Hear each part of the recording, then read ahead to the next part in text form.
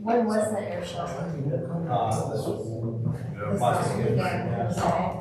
See, he was in Mitchell for work, and there was a, Okay, it is 6 o'clock, I will call the meeting to order. I guess we have a joint meeting between the Adams County Commission and the City of Hettinger. I want to welcome everybody and thank everybody for coming. I guess we have an agenda, we will set the agenda and take it from there, I guess. So, I guess as our guests are here, you're short one. Yeah, we're short one, and we said to proceed without them, and they'll be here hopefully in the next 20 minutes or so. Okay. Well, I guess if everyone's had a chance to look over the agenda, we tried to set some times to keep things as brief as we can, but obviously it's probably going to be near impossible to stay on schedule. But I do believe that after talking to the city of Reeder, they will not have any representation tonight, so we should have some extra time there to absorb if we need to. Still hopefully get out of here in a decent hour. So, but I guess thoughts on the agenda or any additions and corrections? Move to approve. Got a motion? Second. Got a motion and a second. Move discussion. Any discussion? Hearing none, all in favor signify by saying aye. Aye. Agenda approved. Okay, I guess we'll just start right offhand with our first contract is the tax director contract. With our tax director being present, do you have any input or anything that, I know you didn't come prepared to speak, but I just thought you were here and if there was something you wanted to speak on. I guess just keep in mind that it's the assessing and zoning, are parts of my contract. And so those are gonna cause fluctuations in the amount of time I spend with each entity. Time tracking wise, I've kept track. January, I think I had 3% to the city. February, March, I had 7. April, I had 9. May so far, I'm looking to have about 40.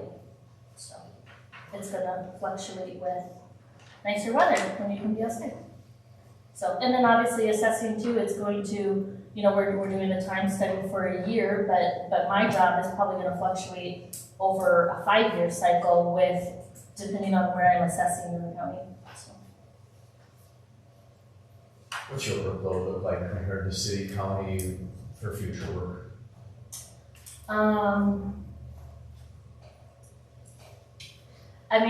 At this point, I would say it's probably pretty even. City assessments are behind. There's properties that haven't been assessed in a decade. But on the county side, none of our farm residences have values at all. And so, which is okay if they qualify for farm residence exemption, but if a farmhouse, it's occupied by a farmer that would qualify is then sold to a non-farmer, we have no value to put on that house, and it sits without a value until you, number one, realize that it's a non-farmer living there, and then get out and assess it. And so the goal would be to have a value assigned to every residence so that in the instance it's occupied by a non-farmer, it can be easily added to the tax roll and then caught up from there. But so that's going to, I don't have property record cards on any of those. And having a property record card is a statutory requirement, and so it's going to be feet on the ground measuring every single farm residence in the county. So, what my workload looks like when everything's caught up and just cyclical, I don't know that yet. So.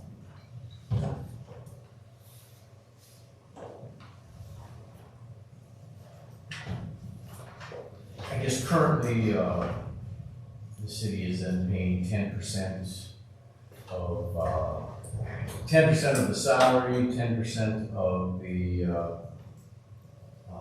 postage, etc. basically 10% of the expenses of the office. And at the last county meeting, I was present, and I mentioned to you guys that I would come here with proposals on the city side as a starting point for us to have a discussion between these contracts. And looking at our time study that we came up with, as Katie said, this is only a snapshot of 4 months here, so it doesn't give us a full picture of the entire year. Like I said, the job is really cyclical, so like I said, you have a lot of times where there's less hours and months where you're gonna have more hours, so it's gonna be really hard to determine. Now, like I said, in a scheme where we move it to an hourly rate, like I said, we would have months where we have really high bills, and then we would have months where it's really low bills. And I don't know if we're gonna be able to come up with a number unless we get through a full year of time study to see what that should be year round if we do the fixed rate. Our current contract is for the 10%, and through this time study, looking at the 4 employees of the courthouse here, we've come up with a number of around 13%. That works out between all 4 employees, roughly do 13% across the board for time being utilized. And that's what I guess my proposal right now is that we start as a base point of that 13%, that the city would pay 13% of all costs, as opposed to the 10%, increasing it by 3%. You're referring to more than just the tax director contract and with your. I am, but I mean, that's just for the starting point here for the tax director concept. Yeah. And I'd like to hear opinions on the county side, to see what they think that number should be. I know previously in our previous discussion, it was mentioned that, the city and county are 50-50 partners. And I think that's really hard to come up with, even though that the city of Hettinger has half the population. So population-wise, we are 50-50 in that respect. But like I said, when it comes to coming up with costs and shares associated, like I said, the work hours being done comparatively need to reflect what we're paying for. And like I said, going on however many hours are being worked from the county for city services, that's where we come up with that 13% as a value. And like I said, in your tablets, you should have that time study trial. Going off of those 4 months, and like I said, if they continue on through the rest of the year, we might get a better understanding of what the actual time would be. Just put some light on them. You said 40% was last month, and that's, obviously that's gonna be maybe, it could be 40% next month too, but it's gonna be your summer weather where you're gonna be out doing the assessment and stuff. On average, that's gonna be 1 or 2 months out of the year, maybe 3 if nice weather, and it's probably back to that under 10%, huh? Yep, and more than 1 or 2 months, it's a lot of abstracts and stuff that you have to prepare for the state and that sort of thing, some more computer work that's for the county tax director. Can I just ask a question? Yep. The 13%, I'm just curious, what numbers you took into consideration to come up with that figure? Sure. So, let's see if I got this time. Pull the tablet here to show you this. In here, with this down. So here we kind of broke it down into all the hours that everybody should be there, and put how many hours total.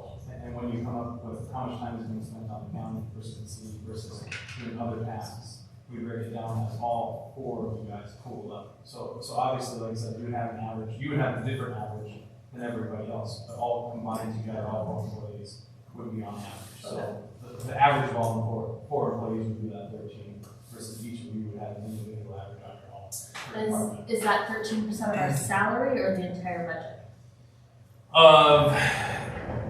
It would be what's in our agreement here, so that would be 13% of the wage of the Director of Tax Equalization, FICA, matching Medicare insurance, health savings account, retirement benefits, office supplies, including but not limited to postage, paper, pens, notepads, other material not explicitly named, and the annual phone bill.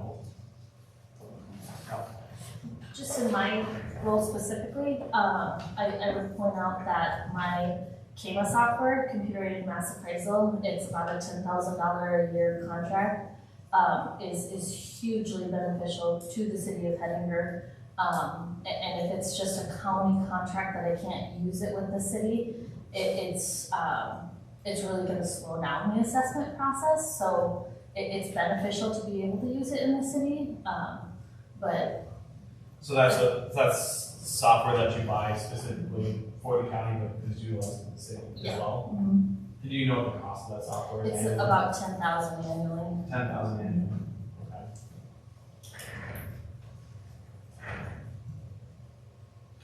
Do you have a percentage of how much you use that for the city? I mean, is that, I can't say for sure yet. yeah. Is like a 13-15% reasonable number for that software even, or would it I mean, I be? think it's a good starting point, and I think it's something I can pay attention to, and, you know, obviously this isn't gonna be the last meeting of this type to look at contracts and, you know, if it changes down the road, then that can be discussed down the road, but it's just a big piece of my contract that makes me more efficient and able to be an office of one, so. And I don't think anybody can test that it's important to have the software. You know, for using this type of software, it's not just for the county and the city of Hettinger. I assume you use it for Rear and Haynes and the organized townships and unorganized townships potentially, right? Yep. Okay.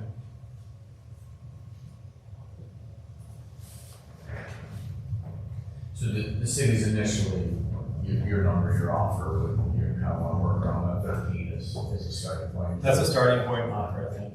You know, I don't know what the other cities or townships or, organized or unorganized have as agreements, but I assume you do this type of work already for people who live in Rear or Haynes. Mhm. And do they pay a price for the services as well? They don't currently, so, yeah. So the city of Hettinger is the only one paying. And I know different counties vary, there's some counties that, I mean, technically per century code, every township should have an assessor. Okay. And so the county can charge a per parcel fee, Okay. or there's counties that just, they cover it all Sure. for nothing, you know, just for the office. Well, I know, like I said, for the basis of this is like I said, everybody here who lives in Adams County pays the Adams County mill levy and contributes financially to those services already being provided. Everybody who lives inside the city of Hettinger, any of the cities in the county, or who lives in the township pay an additional on top for the additional services. So all we're trying to figure out today is what should those additional services cost and how do we split those costs across, because the city does not have any employees and we have to contract out these additional services. And our argument here is I think 13% is a reasonable number as a starting point. And like I said, it's just a start. I would like to think, what's the opinion on the county side? What do you think that number should be?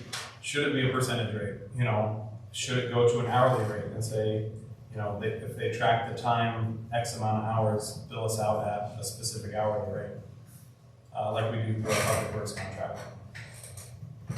The nice thing about a percentage is when you take a percentage of a salary, you're already paying that increase of that salary. So if that salary, just for a round number, is $50,000 a year, and you pay 10% of that, as that salary increases the next year, even if you're still paying 10%, you are paying the increase on that salary. Correct. And so, you know, I guess the question of increasing the percentage is for the other things such as software and other expenses that, you know, again, when you're paying a share of the other office expenses, as postage goes up, you're paying a percentage, you're paying that increase as well, but, And I just have to say, in that, you know, all these other organizations, you know, like organized, unorganized, other towns are utilizing this as well for no cost. yeah. Again, without a full year of time study, I personally feel that it's gonna be hard to, you know, to really get that down to, and is there such a perfect way to get it down exact either, but, I think 14%, and that, sounds reasonable in my opinion, or views of the rest of the commission, or? I come up with 13% is what I think I will figure out. Okay. Approximately. But that didn't include the software, right? And I mean, for saying that we've got extra additional software, and maybe there's things that we're not considering in here for other expenses. But like I said, I don't think anybody would be heartbroken to go to 14% to say, if we go to 14%, we know we kind of cover some hidden additional costs in there. James, Well, so, go ahead. if it's at 13%, and next year there's an additional cost of $10,000 in software, right? Then wouldn't it rationally mean that the city then pays $1,300? Because that's what the agreement says, right? It's all the costs. So I just wanted to clarify that the software, not the software, doesn't matter, which is why the percentage was low. Yeah. No, it's not all costs, but I guess that's where my next statement was, is should software and expenses that we utilize, such as software, be added to the contract, and that 13%, would that be reasonable to expect that, yeah?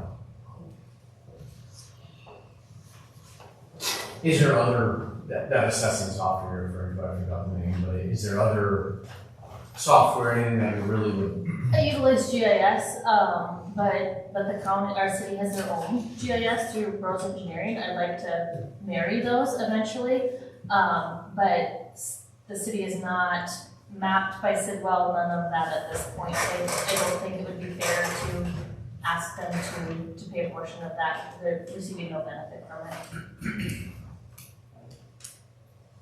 Well, I think if you're all right with adding the cost of her software to the contract, I think that 13% is reasonable and a starting point for this year. If at the end of the time study or at the end of this fiscal year, we find, or well, again, budgets to be set, but I mean, upon next year, when we've got a full year to review this, maybe that's when they can make some other drastic changes, or maybe you don't need to.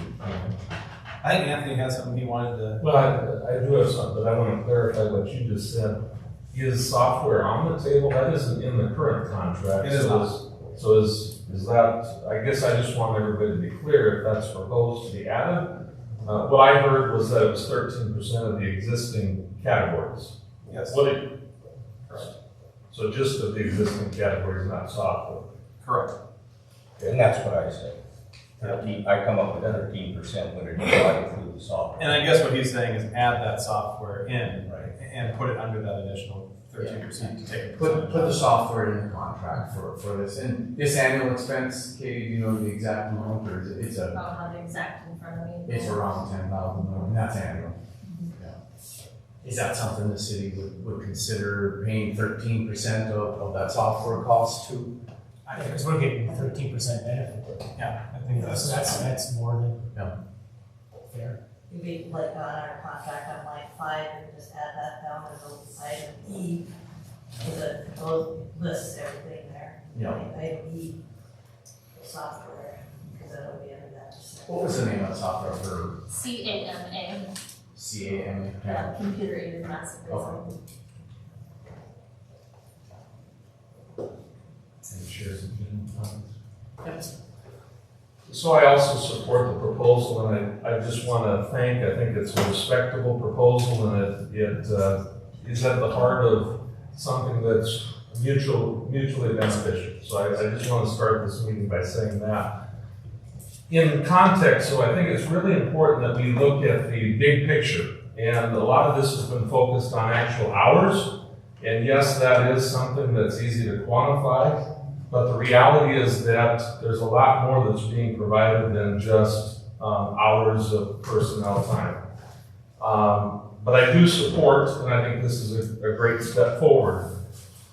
Just some numbers I want to share because I think it gives a more whole picture.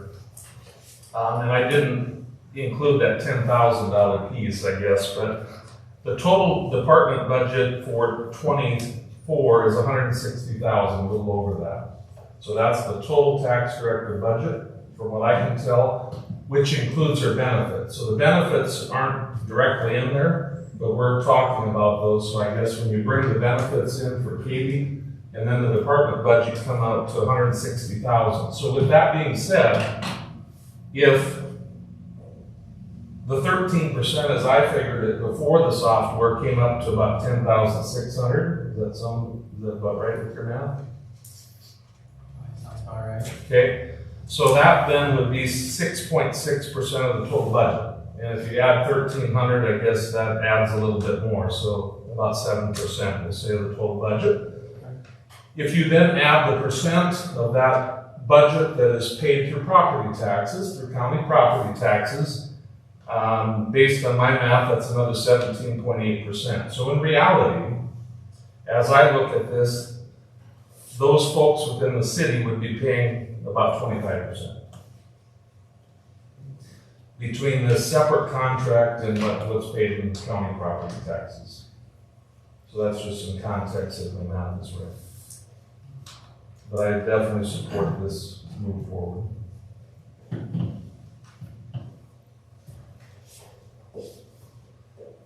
Okay, other discussion on the tax director contract.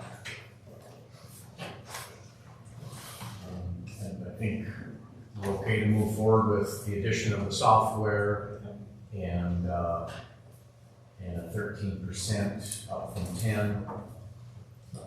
And we have Mr. Rosen prepared a contract with that and both boards. Could take it to their next meetings and I would say that it should be January, since the original one is until January. sure. That's just me, unless you guys are gonna do something different. Just to clarify, these contracts that are being discussed, they are to begin in January 25, correct? They're effective January 25. Okay. Yeah, we're doing it now so we can budget, the budget can be set for the next year. Okay. Any other discussion on the tax director contract? Okay, we'll move on to the auditor treasurer contract. I guess as I talked about previously here in our time study, we came up with the 13% kind of across the board. So on line item 5 here for A, B, C, and D, like I said, we start with the proposal of the 13% to pay for wage of the auditor, including and not limited to the FICA, matching Medicare insurance, healthcare savings account, retirement benefits, wages of all deputy auditors, including but not limited to the FICA, matching Medicare insurance, healthcare savings, retirement benefits, office supplies, including postage, paper, pens, notepads, and other materials not explicitly named, and the annual phone bill. And I don't know, Krista, if there's anything else, is there any specific software that you use that gets used across both the city and county that you think should be added, similar to the treasurer or the tax equalization office? For the accounting and taxation. Accounting and taxation. Do you happen to know what that costs? I would say it's about, I think it was like $9,500.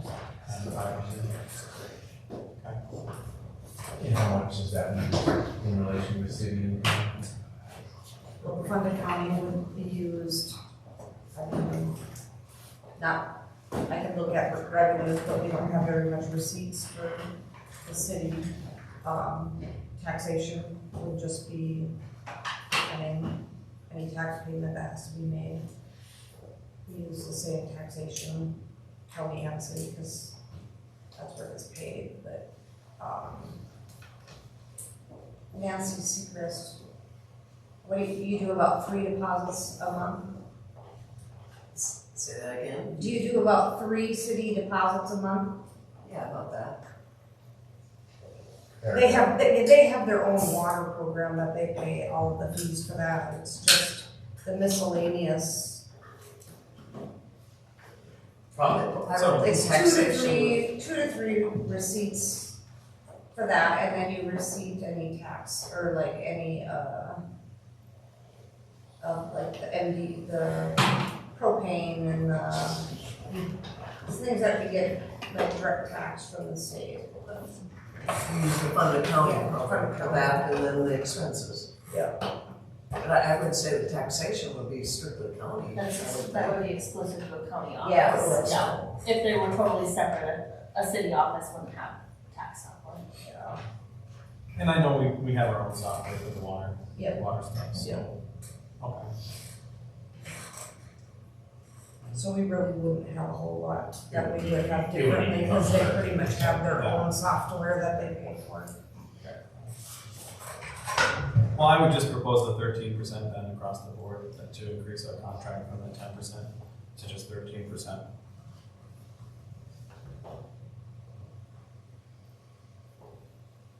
And again, that's kind of time, when you track the time, you come up with.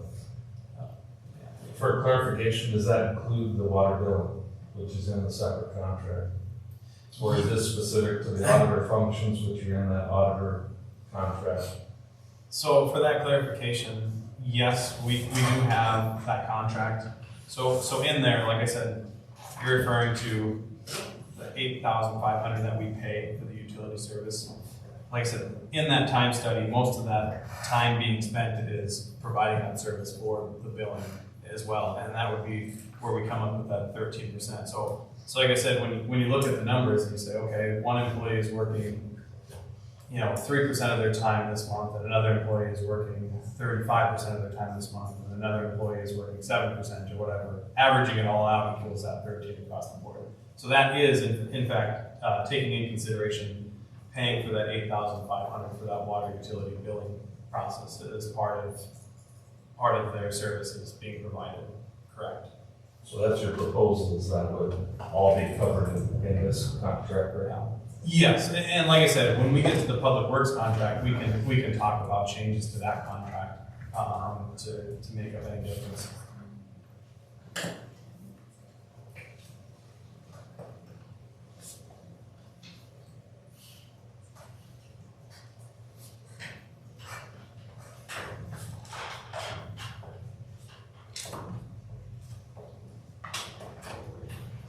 Is there anything, I guess, as an auditor that you can think of that varies for the city more time consuming, less, is seasonal, or, years separate?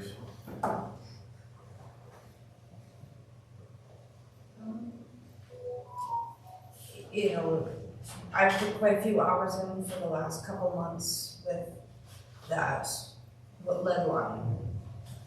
And then we handed that out to the state because it was too time consuming. There for about 3 weeks, I think I had a lot of time in, and it just, I didn't have enough time because of election and that kind of stuff. So we just handed that over to the state, and they're pretty much facilitating that part of it. There's always special projects here and there, but I can't foresee which ones are gonna take more of my time than what I've been doing now. We don't know with the new water meter system what that's gonna entail, because we don't have that up yet, but I think that should be started in June. How is that gonna affect the auditor's office? I mean, just. The Yeah. computer and all that will be up in our office. I don't know. It's gonna be just a touch on the screen to turn water on and water off. It takes a lot of time to send Nathan where he needs to go, where now you won't have to do that because he won't have that to do. I mean, he'll still have to do shut-offs and that kind of stuff, listing if we're gonna shut someone's water off, the notices and that kind of stuff. But I don't really know what to say on that. And that's more public works than the auditors. I think it's gonna affect the public works more than the auditor when we do the water meter portion, when they do the upgrades. Because then Nathan won't be spending so much time going out to the house to collect the readings and travel. His time will be cut But will it add some time in the auditor's office? Minimal time, maybe? I It think. should, because they gotta cipher through all the information now, don't they? I mean, when Nathan brings it to them, they gotta go through it all already, so I don't see it. Yeah, I don't think there'll be more time. No, if anything, it'll reduce time or keep it the same, is what my thought is.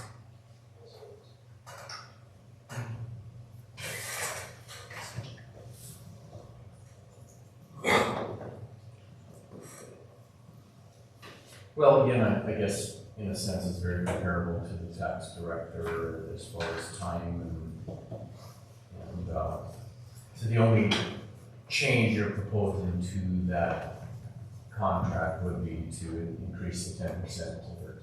Correct. What does that total dollar amount come out to, so I'm using the same math as you go?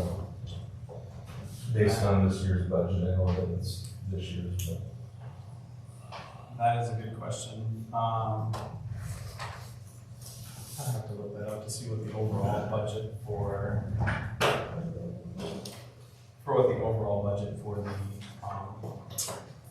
the auditor's office, how it would impact it going from 10% Do you to have those 13%. numbers for it? Because we don't have any county budget. I have copies of budgets here. I guess I didn't know if we had worked that in conjunction with the proposal. To my knowledge, we have no county budget study.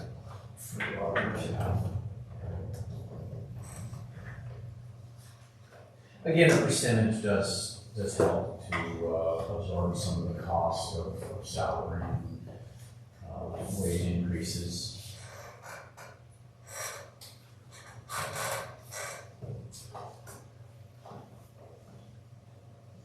So I guess just a few comments I would make with the proposal, at least as I understand, that this would cover the water billing that's currently in the public works contract, all in that.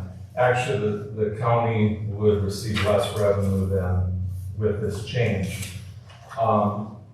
So back to the, in the spirit of being in the best interest of the city and the county, and I guess that's how I'm trying to look at all of these things.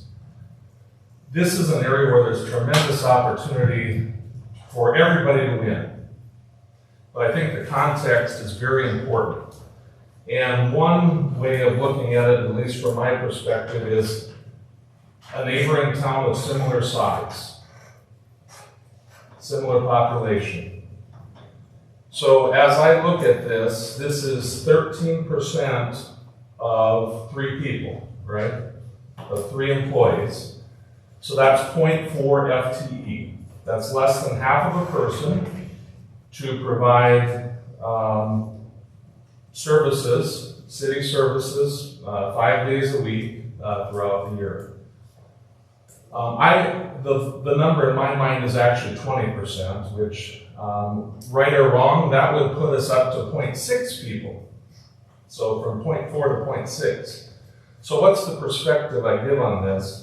It has to be mutually beneficial. So as we look at this, actually we're just counting time. So I don't see any benefit to the county as a whole if we're gonna just bill for the hours of work time. There's no benefit to the county as a whole in that setting. It's just shifting expense, at least as I would see it. The neighboring town has 1.3 FTEs to administer city. And that's Lemon, the example that I'm using. So they have 1.3 people that do administration. And that seems logical. You're staffing 5 days a week, et cetera. You have some overlap, et cetera. And so I think going from even 0.4 to 0.6 is an opportunity for the city to benefit dramatically, because also what we aren't considering in there is, any office expenses, right? We're limiting this to office supplies and telephone. So equipment, just general office operating isn't part of the equation at all either. I think my big thought there is that, if we didn't have a contract and we weren't paying anything, would you still have a phone bill? Would you still have some of those office expenses? They would still exist, whether we contributed or not to them. We're kind of offsetting some of those costs in a way. And like I said, if you went to every other entity in the county and said, you know, here's how much we do for the city of Reeder, here's how much we do for Hope Township, and here's how much we do for this township or whatever, you can benefit out your costs and say, here's how much time we're spending and put that as an additional cost. But I don't know how, like I said, how necessarily costs go down. What we're doing is we're paying for those additional costs that you're providing for the extra time being spent on the city. So the extra time being spent on the city, we're paying for that additional expense. And that's kind of why we structured it to that time study to say, how much time are they actually spending on the city? And that's why we're kind of working it towards paying a percentage of the time versus all the other costs, because those fixed costs will be there regardless of our involvement or not. Yeah, but once again, in the spirit of it being mutually beneficial, Yeah. what you described does not benefit the county as a whole. It does benefit the city, and it offsets some expense, but I would argue it doesn't benefit the county as a whole. So a modest increase beyond the hourly, I think, is very fair. It still provides a tremendous benefit to the city. As I just gave as an example, 1.3 to 0.4, that's a full FTE difference. And so there's room for everybody to win in this, but there has to be consideration in my mind beyond the hour, because there's much more to it than an hour. We've talked about equipment, we've talked about upgrades, all of these types of things, and so I think there has to be more consideration, and especially this public works piece, that's coming in here as well. And with the cost of things, it wouldn't be prudent to go backwards. And we know expenses have exploded, so I guess that would be my counter, that some amount larger, but I think 20 is more appropriate. So they do pay 13% of all the equipment in my office too. Okay, and that's in the contract? Yeah, they always have. You know, I think 10% actually. Yes, Yeah. but if they would, yes, sorry. I think,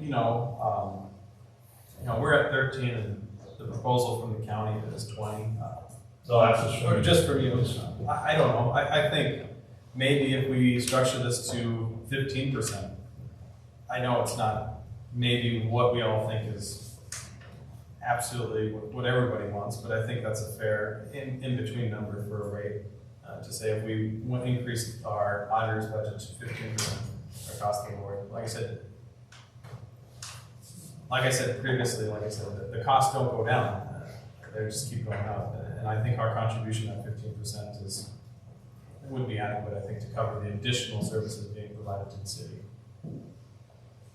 And I guess Chairman Lawford, when I throw out numbers, I'm throwing out real numbers. If we're gonna negotiate and go in the middle, I guess if that's the rules of the game, then I'll know next time. But to me, that's a fair number. That isn't, in my mind, a negotiating number, but that's just my thoughts.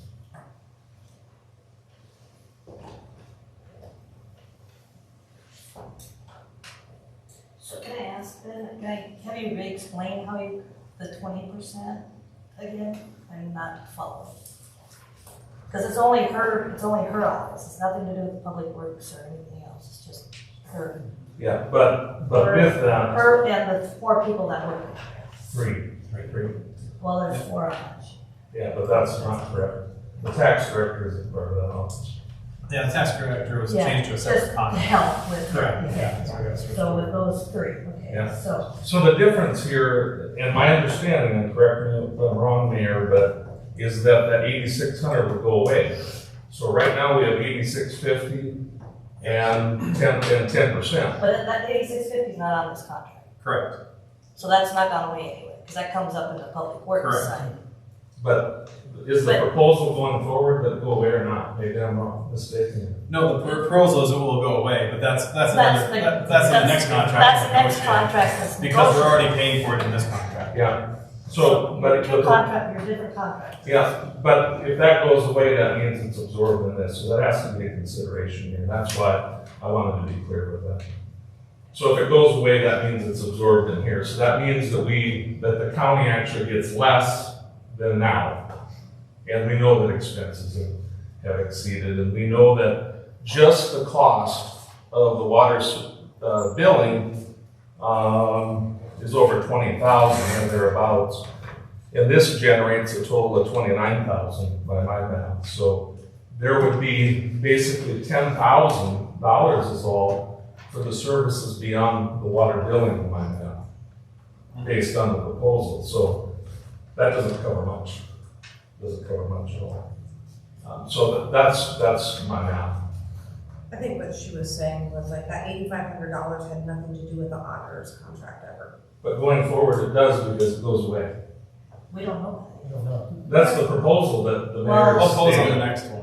Yeah, on the public works when we talk about that one. But yes, it will influence because, like I said, Yeah. the 13% is doing that work because, like I said, currently we're paying twice for it. We're paying that 10% salary plus we're paying the additional 8,500. So if we're gonna discuss both contracts, I guess we might as well bring in the public works. So the 8,500 is, the city provides 8,500 for utility billing, basically the water, water sewer billing that the auditor's office does.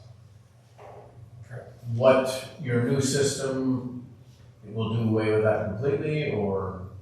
Well, like I said, we already pay for software for the city water, and when we get the new water meters, like I said, hopefully it takes less time, if not the same amount of time. But like I said, on the time study trial, like I said, the work being performed is already factored in to that 13%. So most of the time, what we're paying for that salary is they're doing that job of doing the water billing already. So we're paying already for the time or the hours being spent on it, plus an additional 8,500 just for the service, you know. So we're getting double billed for it, and I don't know why we would be double billed for it if we're already paying for somebody to provide that service through an hourly rate or through that fixed 13% salary of their time. Chairman, can I clarify? Just to be clear, we have currently two distinct contracts, and as we look at the contracts, the 8,500 is specific. It clearly identifies what that's for, right? Water billing, etc. The 10% is a separate identified group of, so there's no double paying. You can debate the amount that's being paid, but the 10,000 is for the auditor's office general functions outside of billing. Correct. And that contract clearly defines that. So I just want to make sure that everybody understands there's no double paying for it. You could suggest that the 10% is too much, and I guess maybe indirectly that's what you're saying, but there's no double billing. There's two separate contracts, and that's what we're considering. Yeah, and what I'm saying is that a deputy auditor, her job is doing this water billing, and she's spending probably like 30 to 40% of her time, but in aggregate, it would be around 13% spread across all employees. That's what I'm saying. So the time being spent, we're already paying her salary. So what's that salary being spent on? What's the time being spent doing? We're already paying that money for time, and what they're spending their time doing is already the water monthly utility billing services, is what I'm trying to say. Can anybody in the auditor's office, I guess, speak to any of that as far as the time spent? Again, with the time study, we're tracking our time, but that obviously does include the water bill and averaging the three employees' times up there spent on city. So I guess the question is just to clarify what the mayor is saying is that 13% or 10% plus the 8,500 is that more than compensating your time? I can't, the 10% is Well, averaging times amounts to 3, because like I said, the other Nancy definitely isn't spending that 10% of her time. So it averages out. I think it's probably fair. I don't expect the new system to take any more time than what it currently does. I'm guessing the billing process will probably involve the same amount of time. The savings as far as time will be, the man doesn't have to go door to door and read meters, so all of that time is saved. But as far as the in my office, I think that 8,500 would be covered in that 13%, I think, but That's my belief Let's say. too. I mean, my thought is, you know, if we took it to another example and we would say, you know, we would pay 13% of Krista's salary, and do we pay an additional 8,000 for her to come to our meetings and take notes and minutes as an additional service? Or is that covered in what we already paid for part of her salary? And what I'm saying is that since that 13% or 10% of salary, we're already paying 10% of the salary, in that 10% time being spent is already doing the service, so why pay additionally above what we're already paying for that utility service, for their time? What is the rough dollar amount if we were to increase by that 3% on this auditor contract? Oh, what the If we were overall going is from 10 to? to 13. We'll have that figured out. I guess I don't know the overall, I guess I have to look this up here. Here. So I can pull up here.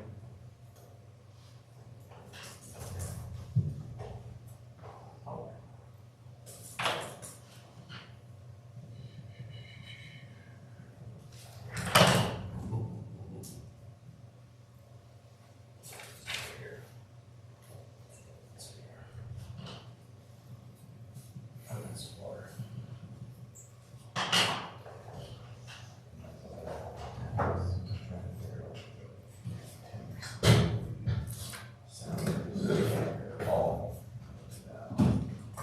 I'm just trying to figure out what a 3% increase. Right.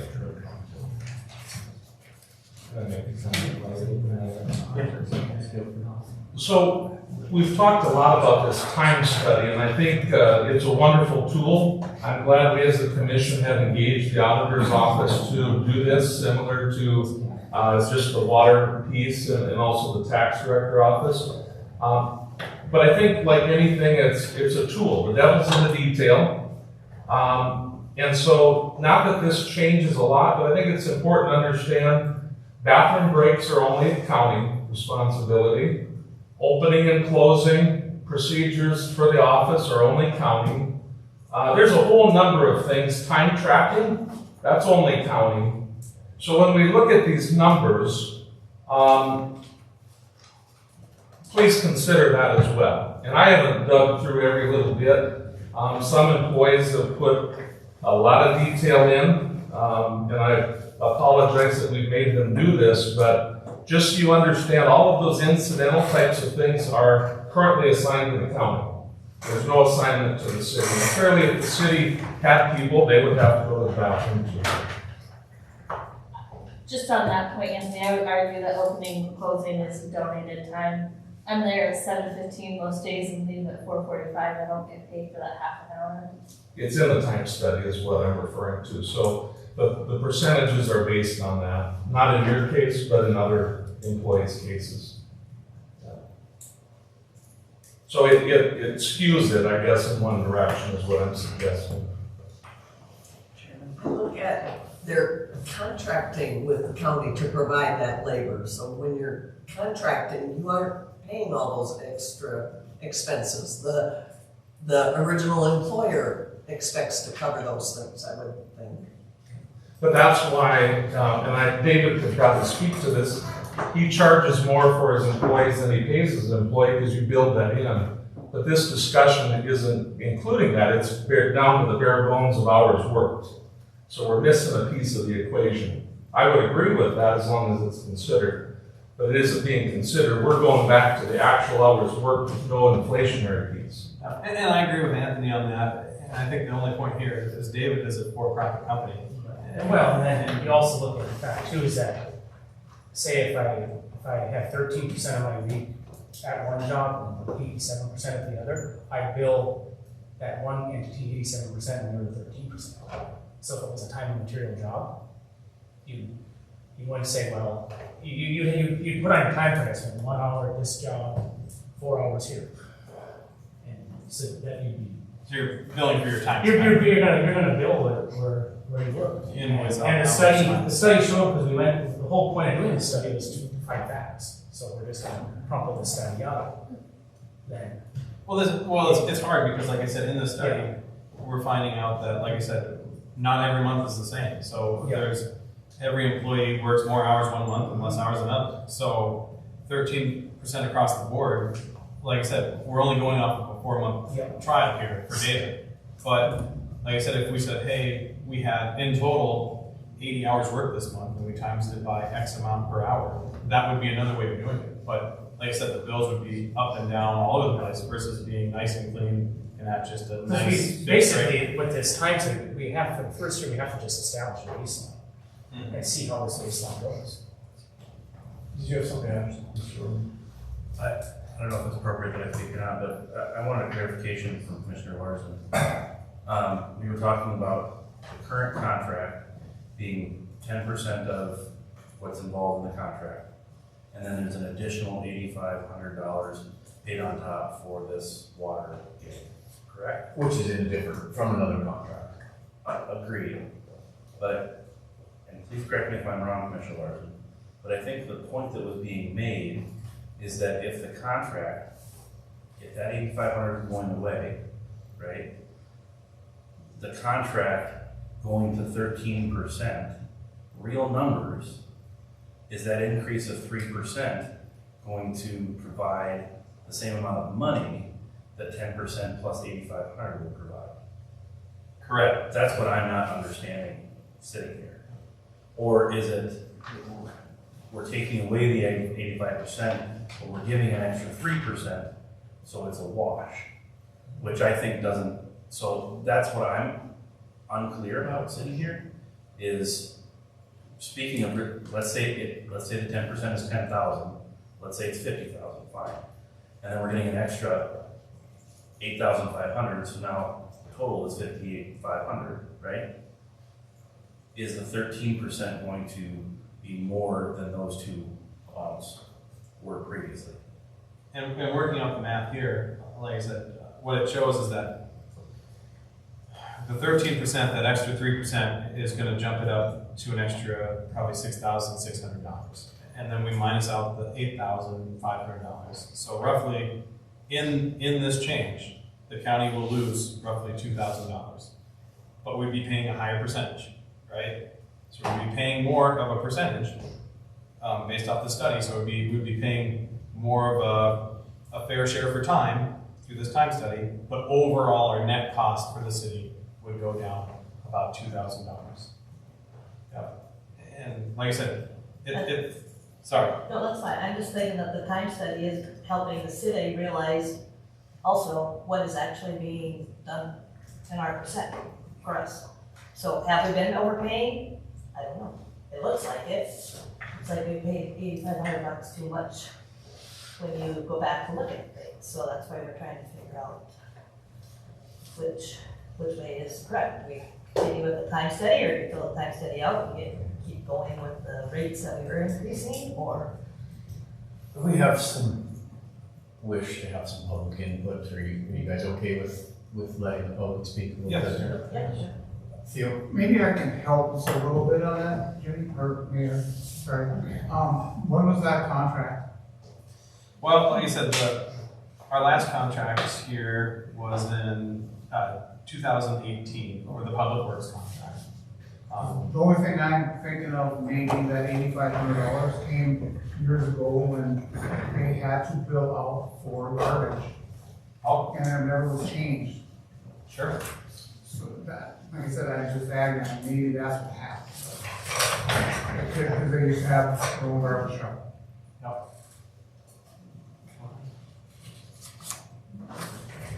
Frank, did you have something on that? I was just curious, have we considered it at all about if the city had to supply their own employee for tax and what their appropriate salary would be? And then, of course, their average productivity is only 60% of a day. Correct. So, I mean, is that a fair assessment saying, okay, now you utilize your county employees to do that same daily activity at a productivity of 60%? I think there's enough time for the city to have their own employee. The only problem is that they would be doing all of the jobs together. So our auditor and our city tax director and everything else would be kind of rolled into one position. And if one person is being a specialist in all the different areas, we're not gonna really be that efficient.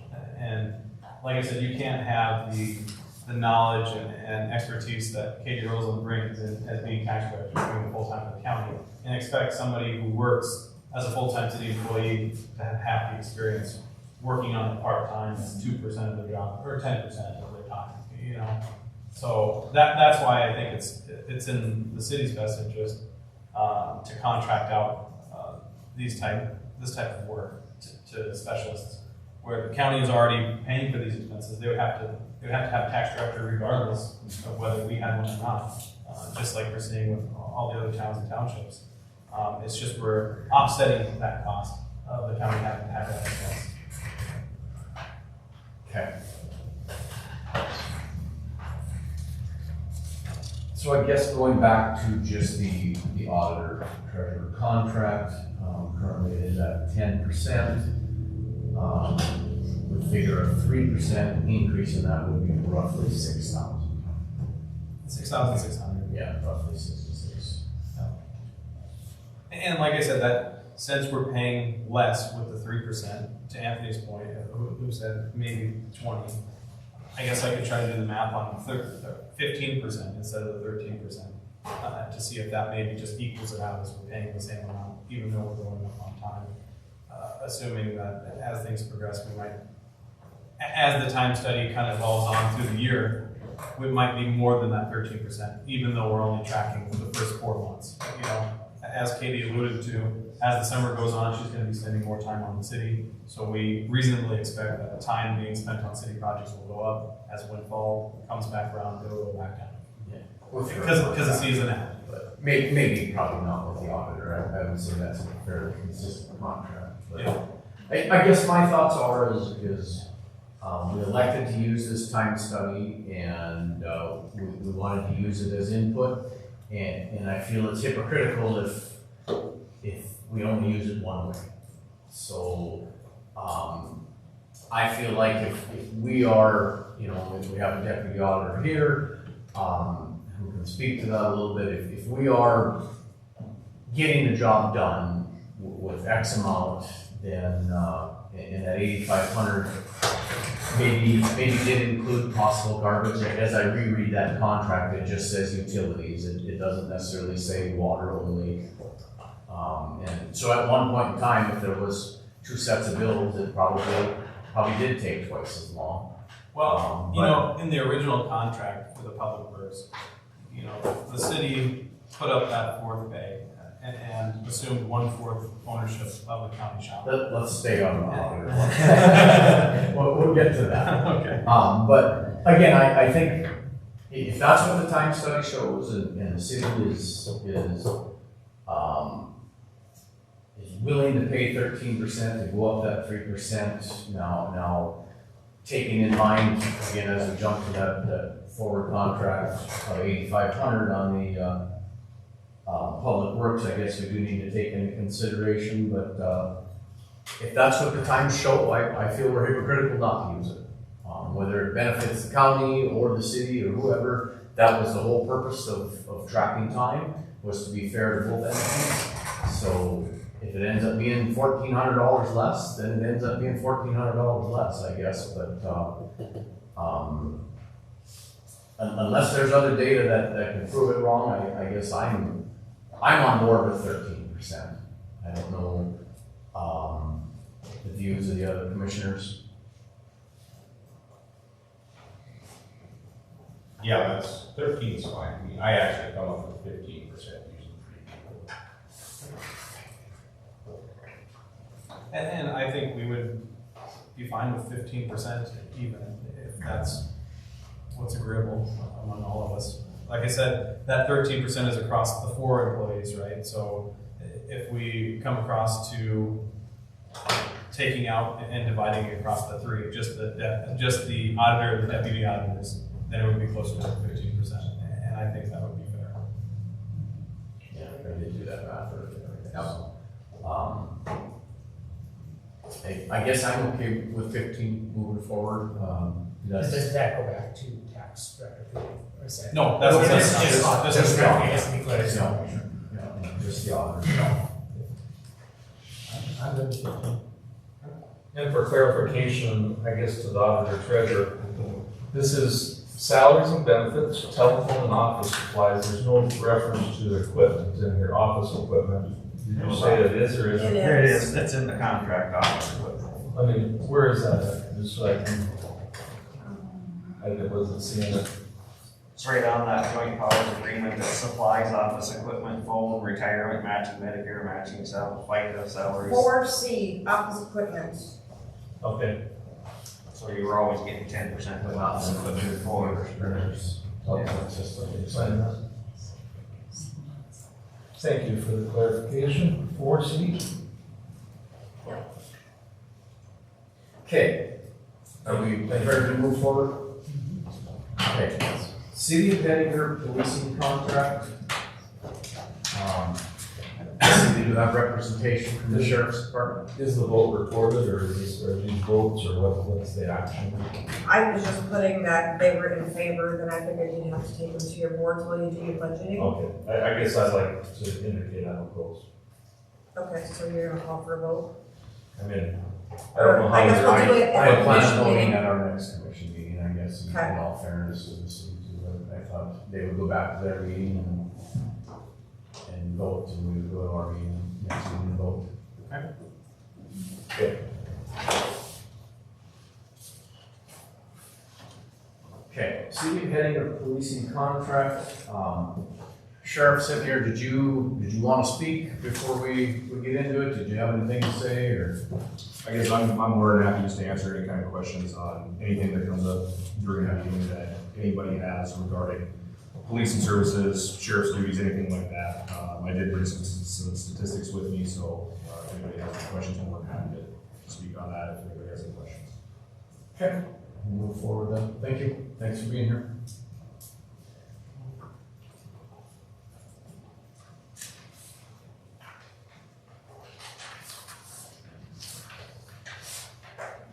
So looking at the current police contract that we have, for January 1st, 2024, right here, it's pretty much putting in here that Adams County Sheriff's Department has the duties and powers of a city police officer to enforce local ordinances. So what the city is paying for the Adams County Sheriff's Department is to be a city police officer and do city ordinance enforcement. So that's the additional services that we're paying for. Now, currently, I know I've had discussion with the sheriff. How much time is spent on city ordinance enforcement? Just city ordinances? Yeah, so we don't have a specific amount of time that's recorded. What we would have based off of that is the amount of calls for service that would happen inside the city. So our position is very unique, where it's not a specific amount of time per se, because we don't know what kind of calls we're going to get, when we're going to get them, how long they're going to take, things of that nature. So it'd be hard to track time, but we do track actual calls for service for the city versus the county as a whole.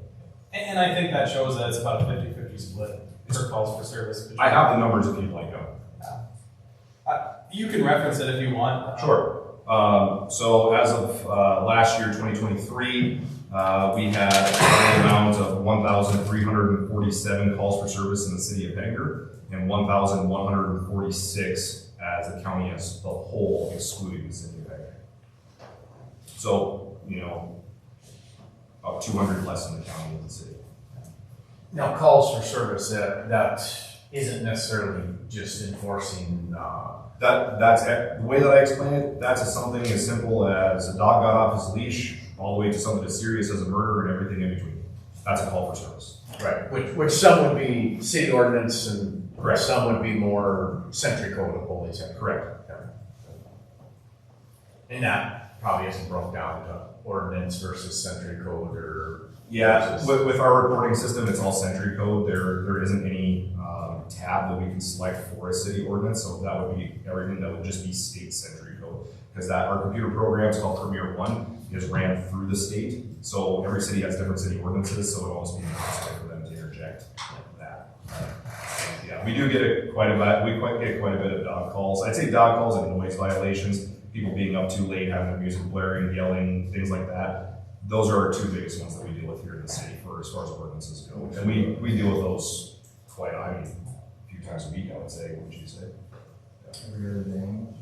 And Jordan, how much do our city ordinances and century code overlap? Would you say it's probably 90% of our city ordinances are written into century code? Yeah, I mean, the easiest way to break that down would be most city ordinances are also century code. It's just how do we write those, right? Sure. For those who might not know, century code is state law. City ordinances is just law, if you will, that the city imposes on the people that live within the city limits or the people that are visiting the city limits or inside the city limits. With city ordinances, there are some that don't align with century code. That would be curfew, noise ordinance, fireworks, dogs at large, barking dogs, open containers, people who are publicly intoxicated, parking, liquor sales hours, that's that's another one. So those would be all city ordinances that the state wouldn't necessarily.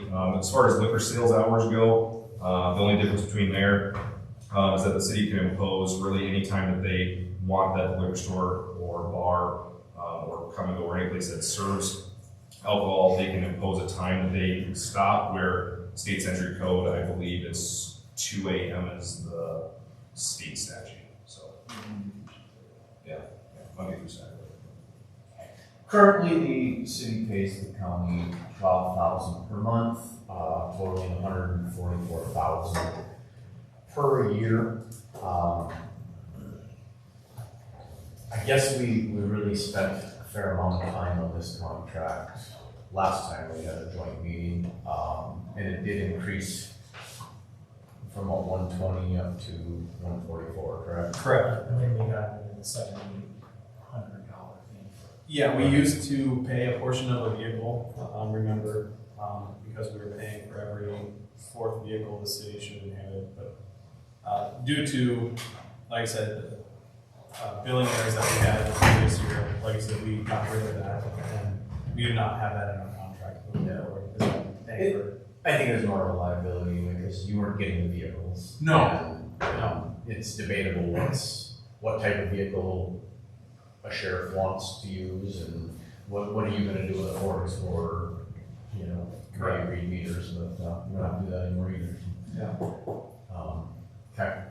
And I think it's nice to say, or nice to mention that, all the violations or tickets that Jordan writes due to city ordinance, the city does not see any of the money. Is that correct, Jordan?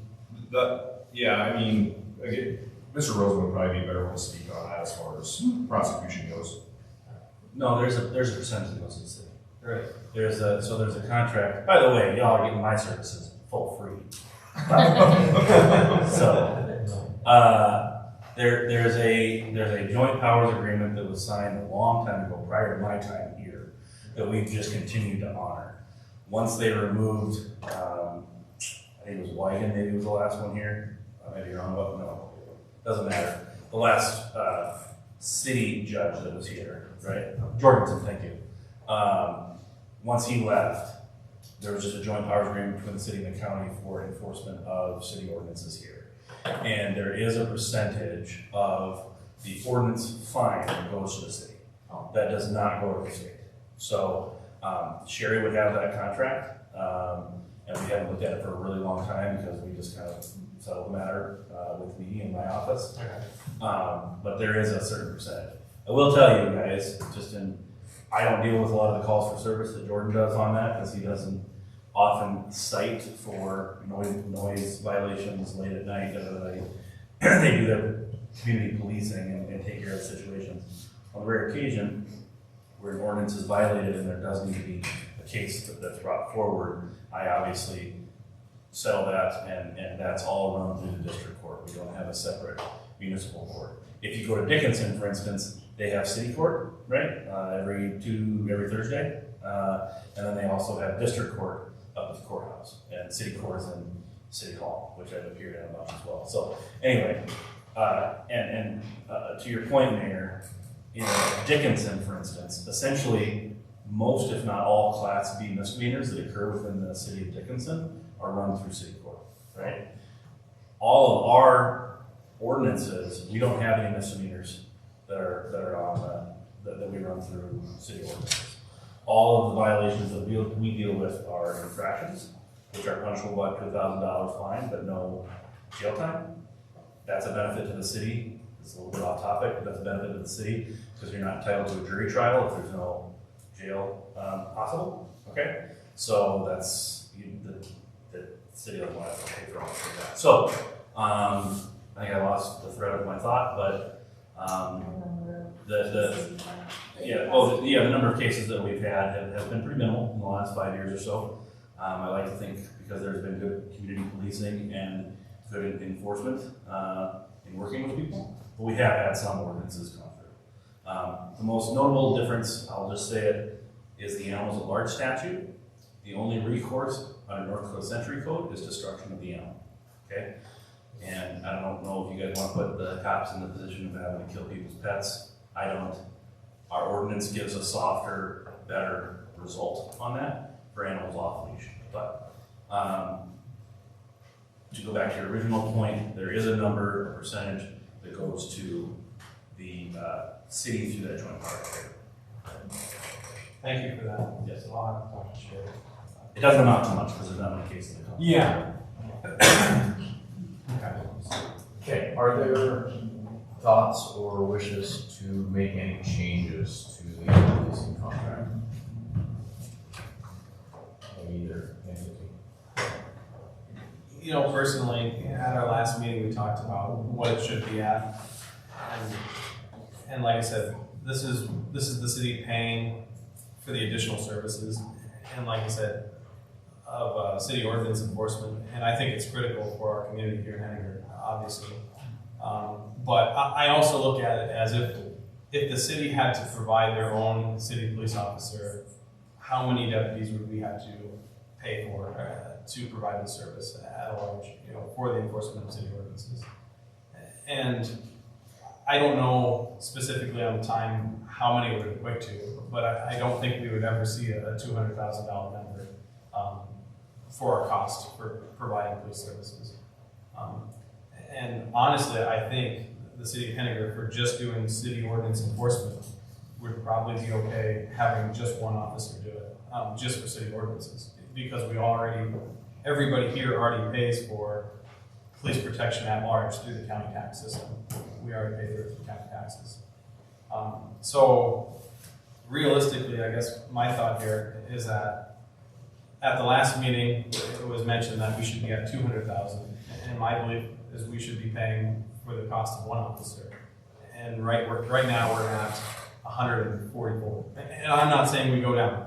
I'm just saying, as a point of discussion here, that I think, you know, if we pull up what that actual cost should be, I'm thinking we're more in the ballpark of, if I look at this number, around maybe that 60,000 range a year, you know, is what we would contribute. And if we paid for 2 deputies, that would be around that 120, 110, what we were previously paying. And I think what we all really wanted to see with our last increase in that pay for that 120 to 140 is the police department to see that other additional $20,000 go to increasing some of the supplies and stuff that they had to be more effective in their position. And like I said, you guys have police cruisers and stuff purchased for them, and that is great. I think that we're going above and beyond here in some respects. But it's just a comment I want to make. I don't know, me personally, there's no changes I currently want to do to this police contract. But like I said, I don't think we need to be going down going up on it. I think we should be staying where it's at or decreasing the amount paid on those contracts. Just to reiterate on what the state's attorney said, but if the city were, in all hypothetical, if they were to have their own officer for enforcing just their ordinances and stuff, would they have to have their own attorney? Or? We already have A city judge. Oh. So then. The judge has nothing to do with it, that's up to the district court. But they have their own, the city has their own attorney for advisement. I just handle the criminal prosecutions. Yeah. And I don't know, who is it? Nate Nate, right, yeah. I don't know if Nate would wanna come down and do prosecutions or not, that'd be up to the city to talk to him about doing it. I'm sure that would be an increase in their cost to him, but I don't know, I can't speak. So it is a small piece of the pie that we offer with Mr. Roper. For the record, along with the community policing that the cops do, I also answer a lot of questions about ordinances as well from citizens who call in. And I just can lump that in with the rest of my job duties, right? So, Okay. Well, again, I guess I feel we did an increase just the last time we met here and gave this one 23, so. I think on our side that we would just like to keep it the same moving forward. Status quo this At the 144 for 2020. It's at 140. Is that 144? 12,000. Is there any other discussion on that contract? Or? I guess I would just comment, I support keeping it there. I think that issues like this are much of what's propelled the whole property tax issue in our state about equity. And so if you take 2023 budget, the city portion of the county would be paying about 41%, which would include the 144,000. So I think that's a nice contribution, creates some equity as to how sheriff's department is funded in our county. And so I support keeping it the same. Okay. We'll move on. Next item on the agenda is the impound lot.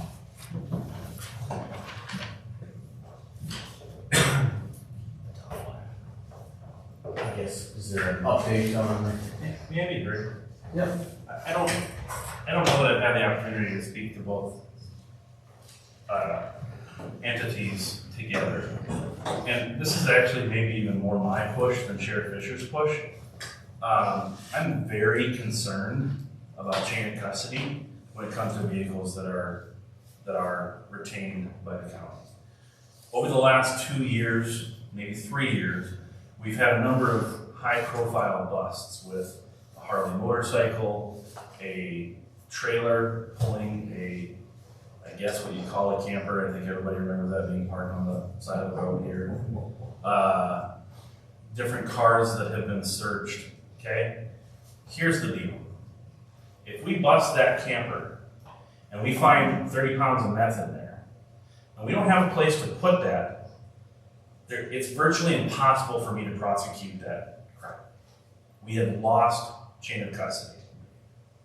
I work in many other jurisdictions. I work in Adams County, I work around the Southwest District, and I work down in South Dakota. And every single jurisdiction that I work in has their own separate impound lot. It's a way to, my interest in it, it's a way to keep chain of custody valid. Now, I also realize that if we have an impound lot and it's used, that means I'm gonna have to get a lot better at figuring out how to get junk titles in the name of the county. Because if you have a $500 car and $600 worth of impound fees, even a meth head can do that math, right? So we're gonna have to figure out what to do with these things. But I strongly want to encourage these entities to work together on this issue because it is a critical problem for us right now that if we're gonna continue to set the standard in the Southwest, which we are right now. And I want to give all the props to the Sheriff's Department. We are setting the standard right now in the Southwest for drug enforcement. We just are. Adams County is a no-go zone. And if we want to continue that, I need to be able to prosecute these crimes. Because dopers talk. And if they know that we don't have an impound lot, therefore we're not going to be able to use the vehicle, they're going to be a lot more emboldened to travel through here. So, I appreciate that. I just wanted to speak in support of this issue. I don't know the answer, unfortunately. The wife won't let me do it in our backyard.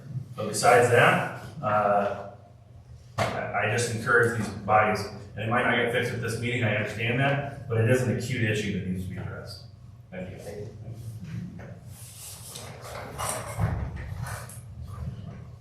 So for this, like I said, we do have a lease agreement for the impound lot. You guys should have it in a tablet here. The proposal from last time is to put up a gated fence kind of behind the city shop down by the armory. And the county would pay the expense of putting up that gated fence. And we have a rental lease agreement put up here for $100 a month. So it would be $1,200 annually pretty much. And what also is in there is that I assume that we would want to have cameras pointing at that impound lot so you can monitor it, so nobody's getting in or out. Yeah, we'd have to have cameras, that's non-negotiable. We have to have a way to monitor that in case somebody breaks in or whatever. One question I do have, Katie, I don't know if you can answer that or not. At one point, did you say like you have to do something with the height of the fence too, or I can't remember exactly what you said, but I know that there was some kind of zoning requirement or something. Yeah, I'd have that saved on my computer in that file I gave you as far as, I'd have to look it up as far as the height that would be allowed for fencing. It is technically a residential district. And then I don't know, do you need razor wire at the top? Because that would be an issue to bring forward as well. It's one of those things where that's industry standard across the board. Calling all the other entities that have impound lots, which is, just for the record, every county in the entire state of North Dakota besides us has one. So yeah, they all do, and they all have security cameras. So I knew that was a point that me and you had talked about. I can't remember exactly what the zoning was on that, but that's just something for the city and the county to consider too, that there is some zoning that would have to be addressed as well. Correct. And I just am the administrator of the ordinance. I have no say one way or another. I could love it, I could hate it. It doesn't, my opinion doesn't matter. It's just setting up the meetings. I don't know what public opinion would be on razor wire in the residential district.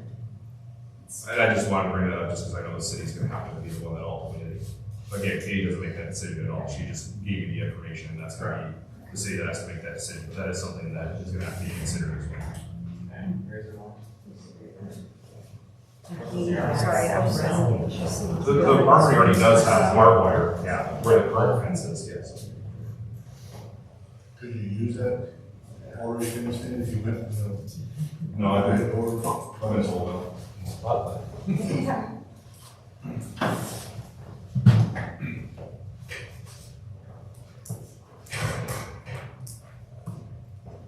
But that's the current plan so far, is like I said, to fence off the back portion of the city shop,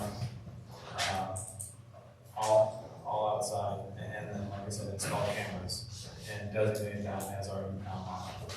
And have the county pay $1,200 a year to utilize that city impound lot. That would cover all expenses, I mean. is it gonna be Plus a- utilities, so it'd be the 1,200 plus utilities. Okay. And that would be the utilities of electricity. And as of right now, they don't have any, but So, Well, there's no power in the building. he wants just fencing, right? yeah, just fencing, but they'll have to probably put on some exterior cameras on Right, the south side of the building. The building has power, existing power. Okay. Yes, they have garage doors, I believe they have. Yeah, there's power in there. There's power to it, okay. You got lights, no heat. Yeah, and the city obviously currently pays utility expenses there, but. Correct.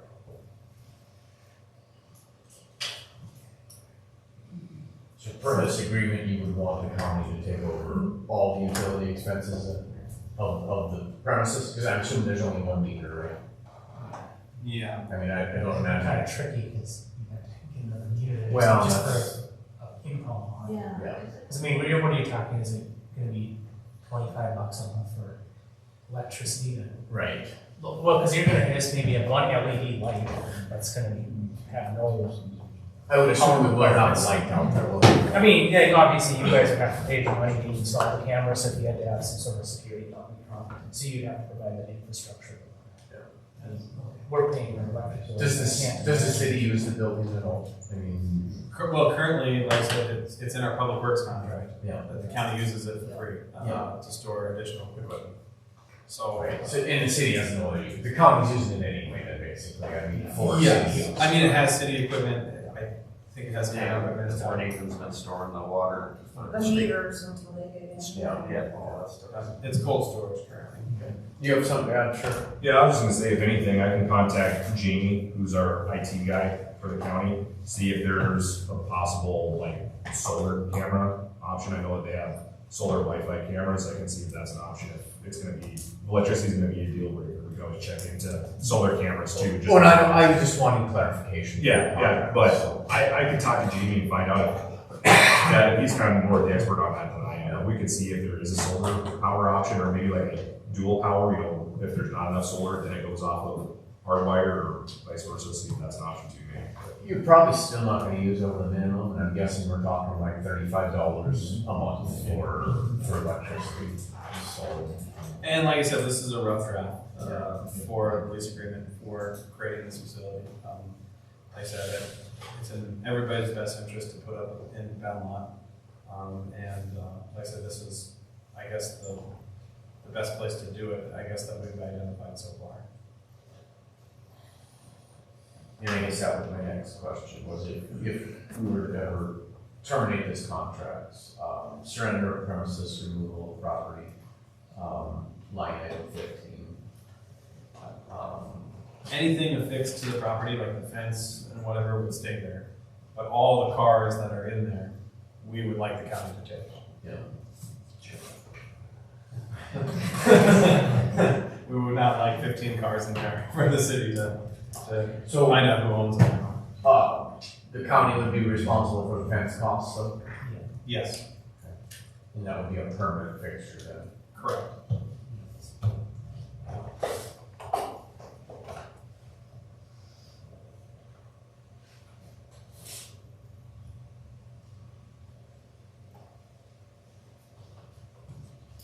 I was just gonna ask if there's any thoughts on the. Yeah, just I guess, comment, like, I know everything gets down to the cost monetarily and everything. One thing that I guess could be considered too is that we've had a lot of vehicles towed by East End Auto, and they take it to their impound lot, so they get the payment for it in Dickinson. If we had our own impound lot, we could then impose our own impound fees. Then we would accrue that money rather than having that money go to Dickinson, and that can help pay for any kind of cost associated with the impound lot, because we've had a lot that we have no place to put them. We can't just park them in a parking lot here. So they do go up to Dickinson rather than to our own impound lot. Additionally, on top of that, and that would be something that Mr. Rosa and I would have to talk about, which is civil asset forfeiture, where if a vehicle is used in the commission of a crime, we could then, a felony crime.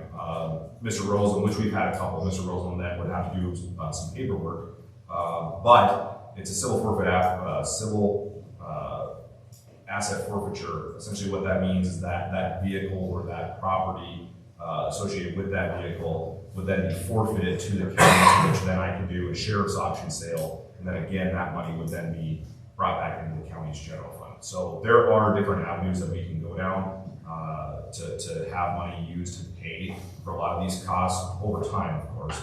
But right now, the vehicles, when they're towed, they get towed to Dickinson, and then we're out of it. And then usually what happens at that point, if it's a $500 car, for example, East End just gets a lien, a mechanic's lien on that car, and then they auction it, because most people who, in my experience, have a $500 car, just say, hey, but I don't want the car, whereas then it gets auctioned, and that business just gets to keep that money after they auction it, whereas in turn, there's been a few vehicles, the last 2.5 years that I've been here, that we could have done the exact same thing, which helps, substitute some of the cost. Yeah.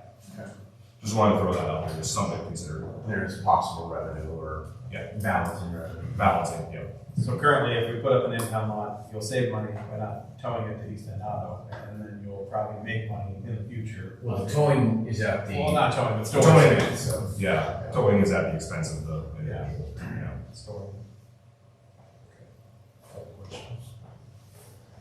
So clarification, the city would have no expense, correct, on this project? Correct. Okay, and then the second question, why would it be necessary for the city to charge a rent when there's no expense? Consistent with our previous discussions. That's a good question. I mean, we could theoretically have no rent for having a impound lot. But at that point, why wouldn't the county just put up their own impound lot if you're paying for everything already? Why would you designate a spot out somewhere at the county on their land or on your property to designate that area? But there's no expense to the city. Yeah. There should be insurance, liability insurance of the property. I thought it referenced Is that insurance. in the lease? That's why I asked the question. So I just want us to be consistent with our discussions here. Why isn't that being put out at the county shop or somewhere out there instead of in town? Just out of curiosity. I mapped it both ways, there's room.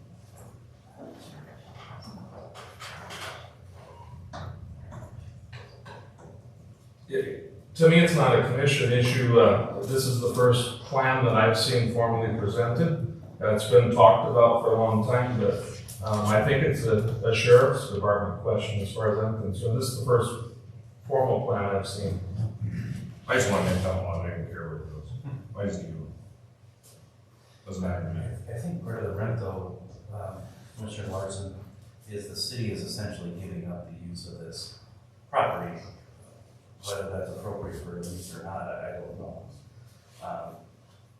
But, I mean, I think that would be the justification for a rent or a lease payment, is the city's essentially allowing for the use of the county and their property. I mean, personally, we could go with the lease agreement and have the dollar amount be zero, if that's what's in the best interest. But like I said, on that same faith token, like I said, when we come into the next contract for the public works, I would like the same to be granted when we move on to the next contract. I guess I see both sides of it. It may not have any cost to the city to let the county use this spot, but ultimately it is the Adams County Sheriff's Department, and at the same time, you don't necessarily expect the city to just say, here, use this piece of property for no reason when you're billing us for sheriff services too. So I see both sides of it, for sure, and I guess I'm never one to expect something for nothing either, so. Can I make one comment on that? One thing about it is, Mayor, and out of the city, or the leaf site, snow site, that belongs to the county, and they're allowing you to use it, and you don't have to pay for it. So in that aspect, I'm just gonna throw that out. I think it's a good one. And they also store county vehicles for cold storage in the winter that people charge for too, so that building also, don't they? Correct. I mean, we gotta look at it. I'm not opposed I have to. no problem with it. Free of charge, just like the stipulated that the fence is, to get the thing up and running, that's the cost. And like I said, this is just a rough draft. Yeah, it's just- That's, we came up. We came up with like a small amount, just because We want this to we be knew we didn't small.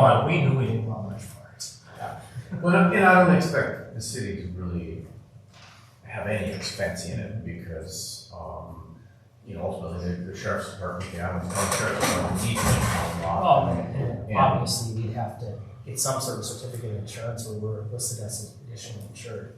If something goes haywire. A lot. Yeah, I don't know how the insurance would then cover that. Would the county be able to group it under their insurance, and maybe you do have to have a lease, and maybe you have to pay $1, I mean, that's for one insurance. thing to do is just like have $1. You see a lot of those where it's just kind of, it's a good faith contract, but you have to have $1. To actually make it legal and binding. And maybe that we do need to talk to our insurance about that. I can give her a call tomorrow and just ask her that question, but I would assume there probably does have to be some sort of exchange. Or maybe just the contract is suffice, but,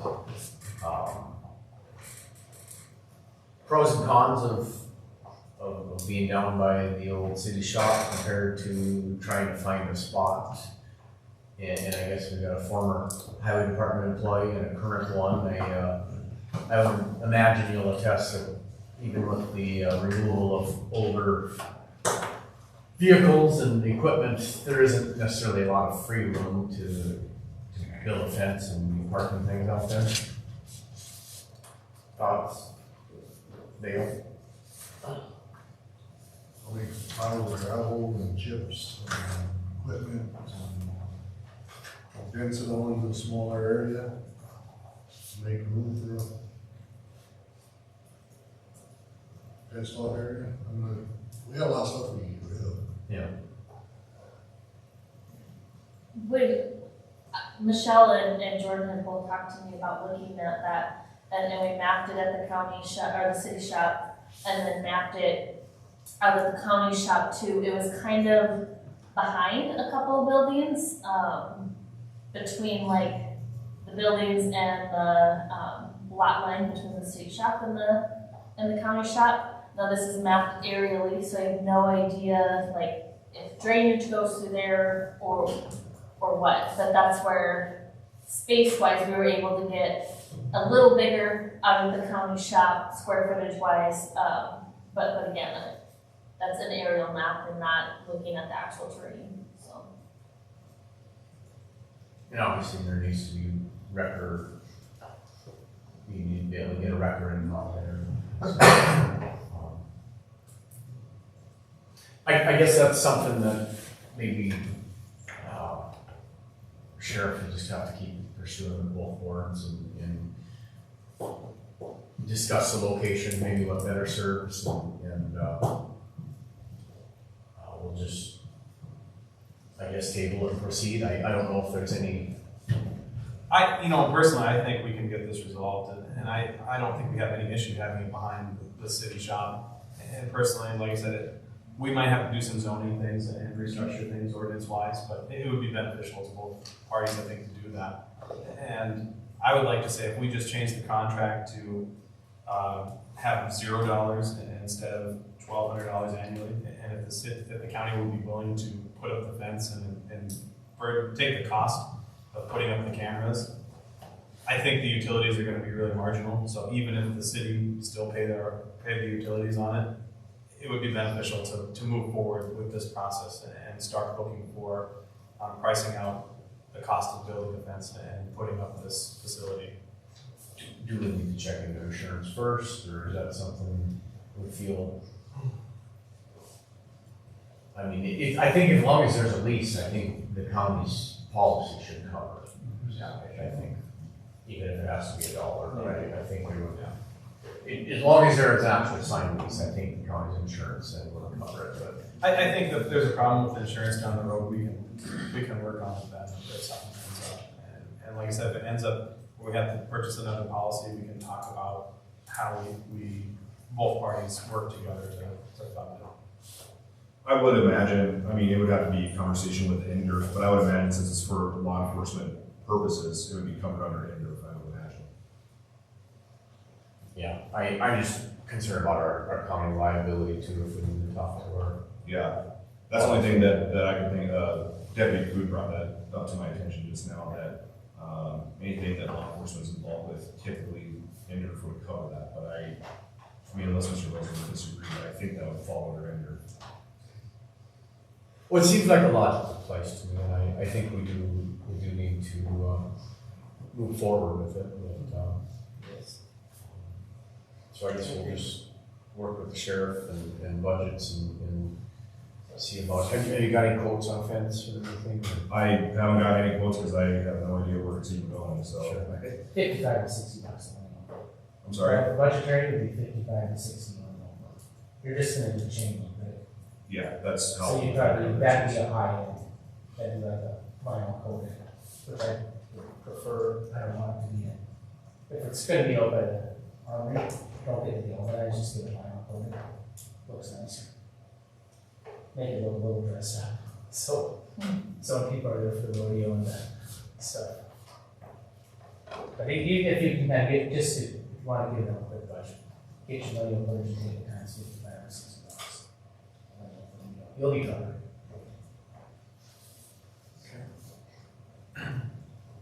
Well, I guess we'll move forward with that, and you kind of edit your contract.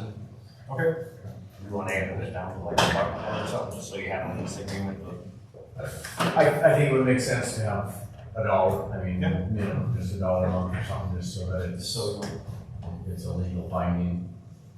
Okay. Sounds good.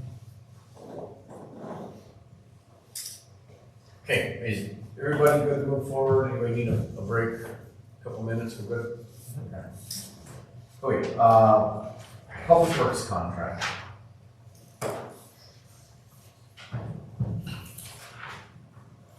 All right, so I have the old public work contract and the current one. So like I talked about previously, the original contract for public works dates back to the 80s, mid-80s. And like Theo was mentioning, the city put up that fourth shop or that fourth bay and paid for it and the fuel system.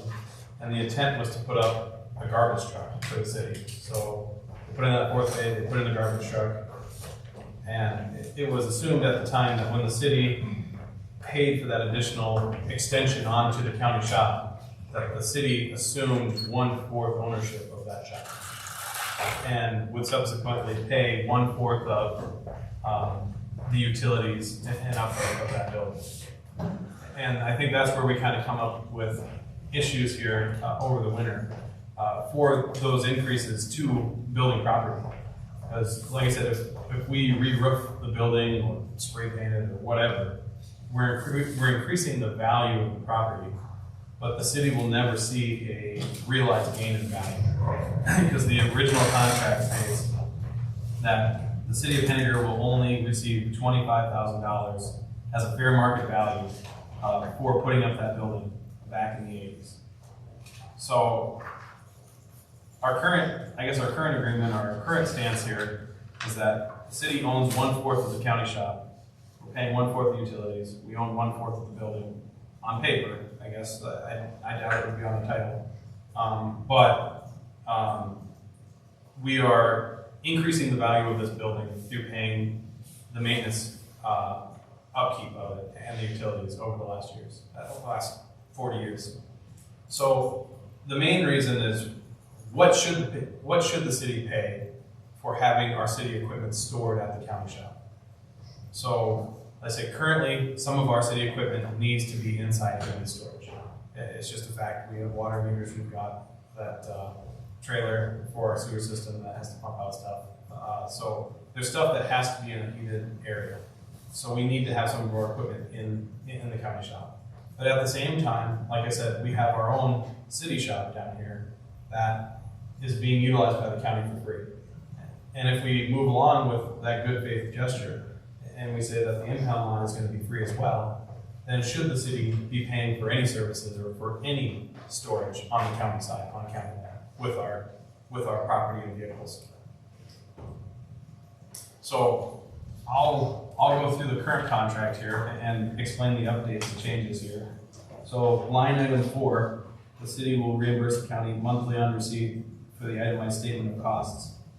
Any changes in the labor rate must be agreed upon by the county and city.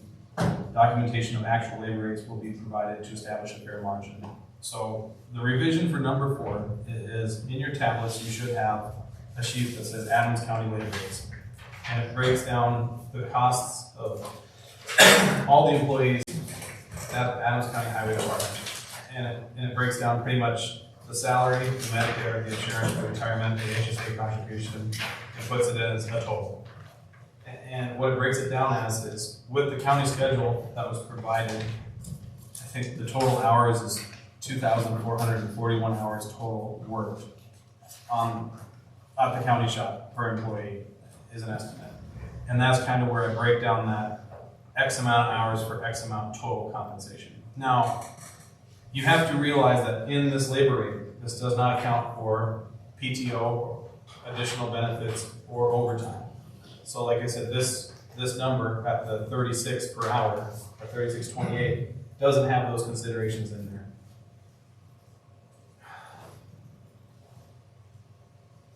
So that's one of the things we're gonna have to discuss or figure out for line item 4. What should be the labor rate that we agree to? For changes for line item number 9, where it talks about the city, street, water, and waste departments will reimburse the county for 25% of all shop utilities, supplies, maintenance, etc. That's where we come out of that idea that the city owns 1/4 of the county shop and should be paying for the increase in value of the building as it gets upgraded / maintained / utilized.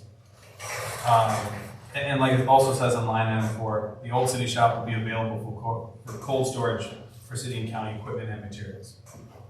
And like I said, there's no cost to that. So like I said, that is what I think we also need to change. Number 10, where it talks about the city and county owns a root snow blower together. I talked to some people out in the county, and it doesn't seem like it's being utilized, right, Justin? It's not being utilized, considered. Okay.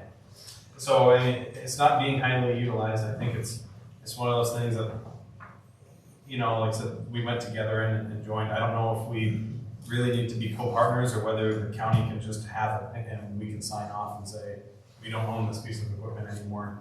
It's a gift, you know? So I don't think necessarily we need to put up another additional line of text just to show that we co-own something together. I think that piece of property or equipment could be gifted to the county at no cost. Line number 11, where it says that the county shall provide the city with monthly utility billing service at an annual fee of $8,500. Like we talked about in the other contract, I believe that it's already being done with that 13% salary, and I would just like to strike that line completely. So I'd remove, so to summarize for contract, for current public works, number 4, the actual labor rate, I would like to throw out the base proposal of that 36.28 for the beginning labor rate for the city. On line item 9, we should get rid of that altogether and go to, honestly, like I said, in the proposal, my thought was maybe pay the county X amount for heated storage. But if they're gonna store their equipment at our place and we're gonna store our equipment at their place, why would we charge each other and come up with rates for what we should be storing each other with? So maybe just put an agreement in there that the city and county can store their equipment at each other's facilities at no cost. And then line item 10, like I said, remove that shared root snow blower and just have that owned by the county altogether. I don't know if it's, like I said, it's not being used currently. It historically hasn't got a lot of use.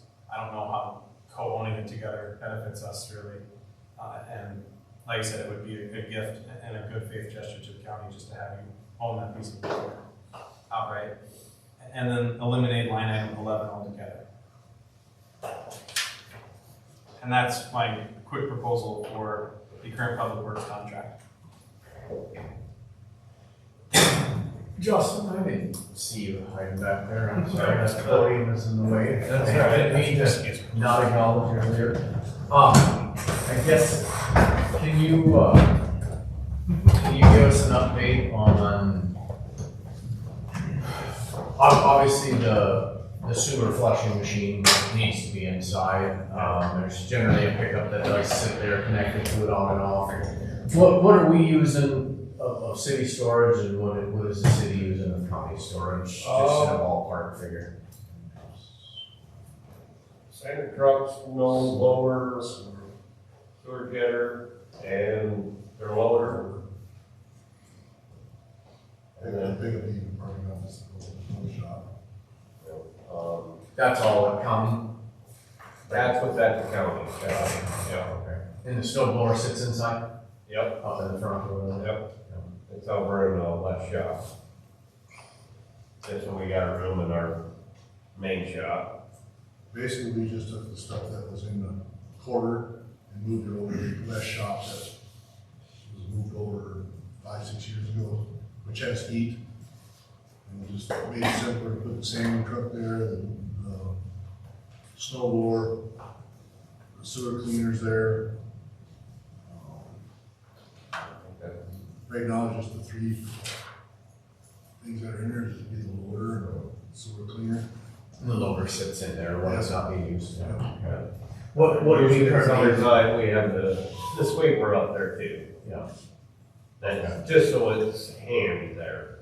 It doesn't have to be on. Does that get winterized in? Yep, it was uncle. All right. So what are we using of the old city shop then? Are we in and out of there much? Right now we have, let's see, I'm just trying to think, I'm just visualizing. Nathan Park's the city truck, pickup, little Dodge for spraying mosquitoes. There's sweepers down there right now. That's all city stuff. Yeah. Sorry, I don't know. The county's got 4 generators that are stored in there.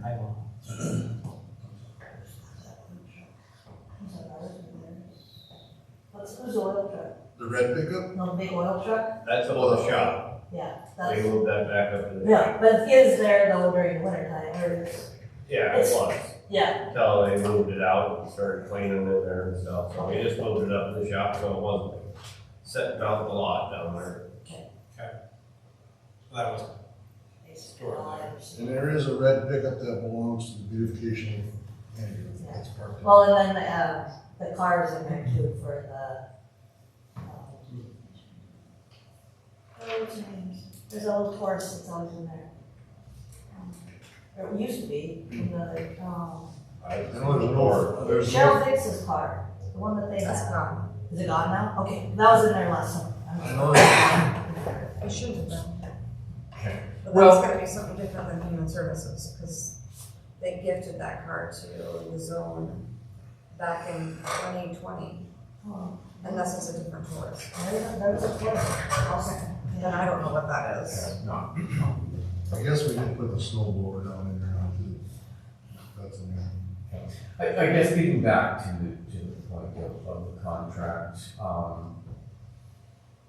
the city initially put forth some expense on the county shop. And you're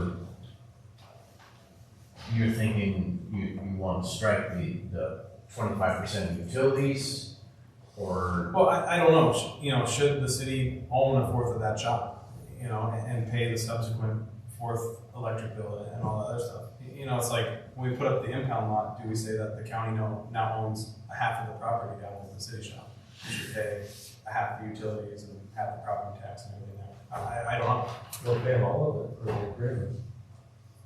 Well, Is what the proposed agreement says for the impound lot. yeah, and what we got to for the impound lot was saying that, we could do a $1 rent and you guys put up the fence, which we put up an entire shop, a fourth bay for free, right? And you're talking about putting up a fence for free.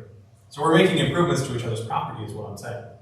And historically, we have put in so much more value in property to the county as a whole, because like I said, we put in this fourth bay 40 years ago and paid to maintain it for those 40 years. So if you had to go to the shop right now and get it appraised, would it be worth more now, or would it be worth less? It would be worth more. So yes, like I said, asking the county to put in that chain link fence for that impound lot is going to increase the city property value by making it impervious. And I'm saying we've historically done this to the county, and then maintained additional ownership or additional responsibility.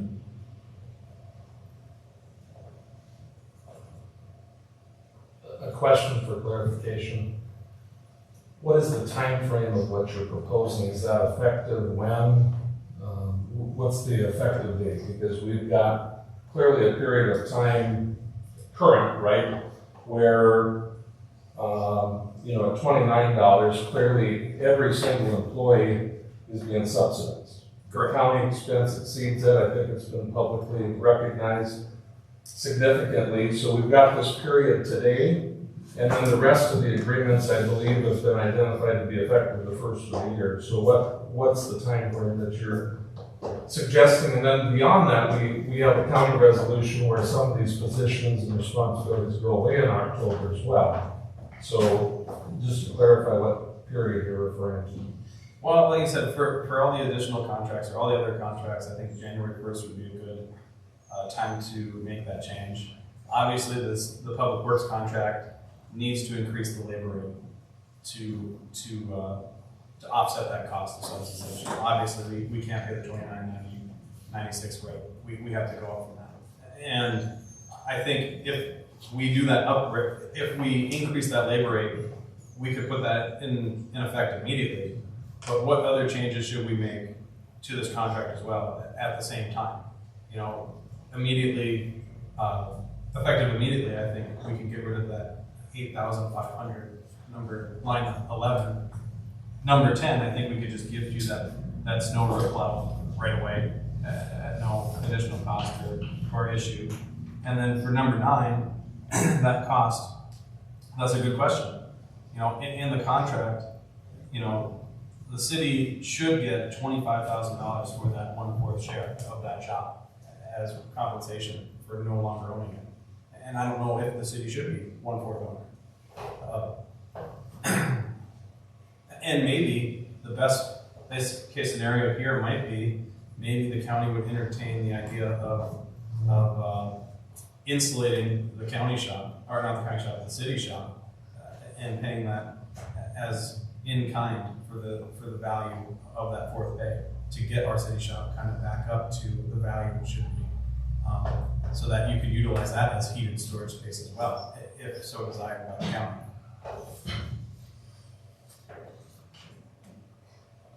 Like I said, this is just a discussion point. I don't think that it necessarily needs to be addressed right now, but it's something I want to bring to everybody's attention going through these new contracts, because like I said, these contracts have been put in place in the 80s, and like I said, the last time we reworked this contract was in 2018. So like I said, it's good to look at and question a lot of these line items and see where we go and what's beneficial for both parties. My only concern with mine is we're exchanging the city shop and the county shop, and one's heated, one's not. That's the big issue there, I mean, it costs quite a little just to heat that. So we're going to sort of be a cold storage down there. So I think that's where the 25% of the utilities probably does come into play, is that we are using, we're paying the heat bill to work on, to maintain like Our equipment is in there. Yeah, and when we use the city loader or whatever, it's it's brought in to melt down and stuff. So I do think that 25% of utilities All I'm saying is necessary, but you go back again before anybody's time sitting there, and the city paid a bunch of money to put up a bay and such, and obviously the county has used it ever since. But then we run into a little problem with some billing on maintenance, shop maintenance. Well, obviously there was some maintenance, they did, made the place look really nice. Did some painting, did some cleaning. Should the city have maybe had a heads up for that? Definitely prior to, I don't think anybody anticipated it was gonna be that much maintenance, even the highway workers doing it. But that part of the contract needs to be cleaned up somehow. Because we need to figure out a fair, it's our building, obviously. Yeah. I mean, the city, years ago, they paid for this addition or whatever. It's been a great agreement without some. It's not like if the city took our vehicles out of that shop that you're no longer gonna keep the shop out there. Yeah. Right? So you're gonna have the expense either way, right? And a lot of our equipment, I assume, you can take outside and plug in, just like I do every morning in the winter, to have a block heater on a lot of those trucks. Obviously, there's equipment you can't. The sewer, trailer, some of our water meter stuff. So there's equipment that you can't do that with. And I think, again, that's for utilities. Even if you were plugging that loader in or whatever, you know, you've got the city shop, you could go down there, you could plug it in on your utilities probably, but you know, that's kind of where we're asking for some of that utilities. But the part that I feel really needs to be cleaned up is the maintenance, because it's just so broad. Yeah. And it leaves a lot. I had a question there. Well, would anyone on the city council trade heated storage for cold storage in a small gravel lot? In your own life? I mean, that's not a fair trade. No. At all. And that's where like utilities would come into play and some different ways of recuperating that, I think. And there's also this old contract like we talked about where the city spent the money to build that. Now, again, somehow we need to clean that up so that doesn't haunt this contract for the next 25 years. And what I'm saying is that if the county gave the city $25,000 to take back ownership of 1/4 of the county shop, would that $25,000 be enough to insulate the old city shop and turn that into heated storage so that all the city equipment could stay there? I don't know. Then you wouldn't have the question of trading storage for storage. You know, we would have our own heated storage that the county could still use for free. But we would be keeping most of our city equipment that needed to be heated in that equipment, and we would be paying for those utility bills and not have that loophole of paying an open check of 25% of upkeep to that building. I don't even think they come close with it. Heat, insulate the building down. I have looked at the size of it. Oh, it's a pretty good size building. Yeah, it's a good building. It's pretty cool. About 40 grand, 50 grand to spray for the month. I'm not saying we're gonna find a solution here today, but I'm saying it's something that we can look at and try to brainstorm ideas, maybe for the next meeting, in a year, or our next meeting. But what we do need to figure out today is adjusting the labor rate, what that cost should be. And then I think, like I said, moving line item 10 so that the county owns the snow rip plow, the snow rip blower, because like I said, being co-owners on it, I think it would just be cleaner if one entity owned it. And like I said, it would be a gift to the county. And then line item 11, having the monthly utility billing service be removed because it's covered at 13%. Couple comments, if any. So the county has identified a termination date. So everybody's on the same page. So October this ends. And so, you know, we've been very consistent with contracts, especially changing rates, right? We can't do it unless we follow them. So as it pertains to this, I don't support changing anything until it ends or we follow the process identified. I think we need to be consistent there, right? We did bring forward a labor rate change back in November. And unfortunately, it was made before there was any communication back that wasn't acceptable. So now we know it's not acceptable. And as I understand, there's been action to subsidize that period of time to the city. Okay, so that puts us to where we are to now. to take away the $8,500 today, that 13% or 15%, I think is what was agreed, doesn't kick in until January 1. So I appreciate the request there, but once again, as I put on my county hat, that would be foregoing even more revenue, further subsidization. So personally, I can't support that. Now, that could happen in conjunction with 15% in my mind, or upon termination of the contract, because October it's done. Now, the labor rate, I am hopeful, because if there is a spirit of cooperation, we know that that is subsidized. So Nathan, I believe, is primarily the labor that's being billed to the city. Is that fair to say? Probably a fair statement. It's not ever divided out, so we really don't know. Okay. Well, he's doing the water and city. It's probably a fair statement. Yeah, we know that that has traditionally been the case. So if you look at, we can throw all this together, and that's a tool, no doubt. But if you look at Nathan's specific wages, the 3628 maybe covers it without overtime and no benefits whatsoever. So I would suggest that's lean. It's actually lean for everybody, in my opinion, because you aren't considering benefits in there. And that is a cost to having an employee. So my hope is that we can resolve the labor rate today, but the rest truly needs to be in the new contract. And we shouldn't, as a county, agree to any changes that would adversely affect the county out of order. Because we've given up a lot by not following the contract, but we can't justify giving up anymore. They're to the 25%. That's part of the contract. So the commission was willing to give up that, which was very generous to the city, but the city wasn't willing to give up a labor rate that has been publicly identified as subsidization. So I guess that's interesting to me, but let's do it now and move forward. That's been the mindset, but that's how it's all played out to this point. A lot of give, and so we have to respond to all of the county, and hopefully we as a commission will consider that. And I agree with you. Like I said, I don't think anybody can contest that the 2996 is not cutting it, and it has to go up. And like I said, we are all very thankful for the county's generosity of approving the 2996 for all the previous billing to bring that up today. But in the same note, you can't overlook the generosity of the city towards the county by putting it forth to that county shop.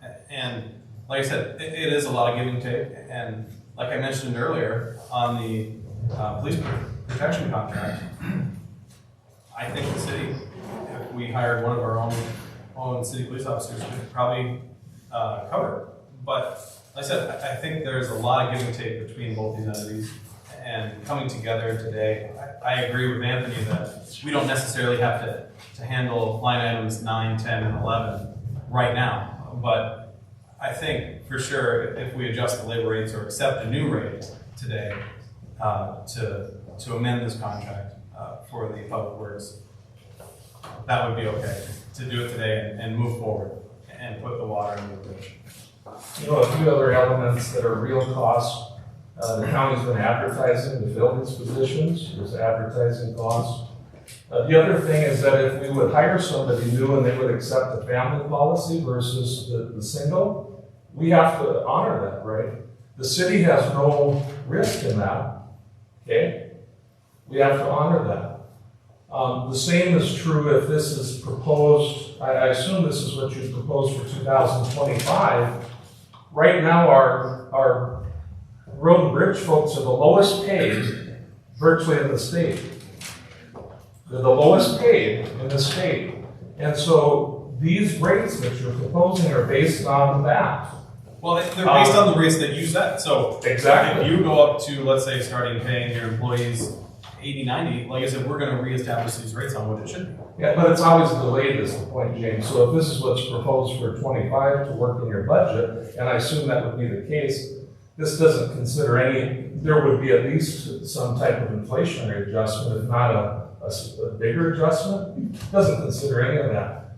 And historically, that's been the case, right? So all along, and that's a county issue, we haven't been upping it, but now when we've tried to, of course, there's been resistance, unfortunately. So I just want everybody to understand all the pieces here, and clearly, if you guys would hire a few people, then you would begin to appreciate that, and so hopefully that's what will happen come fall.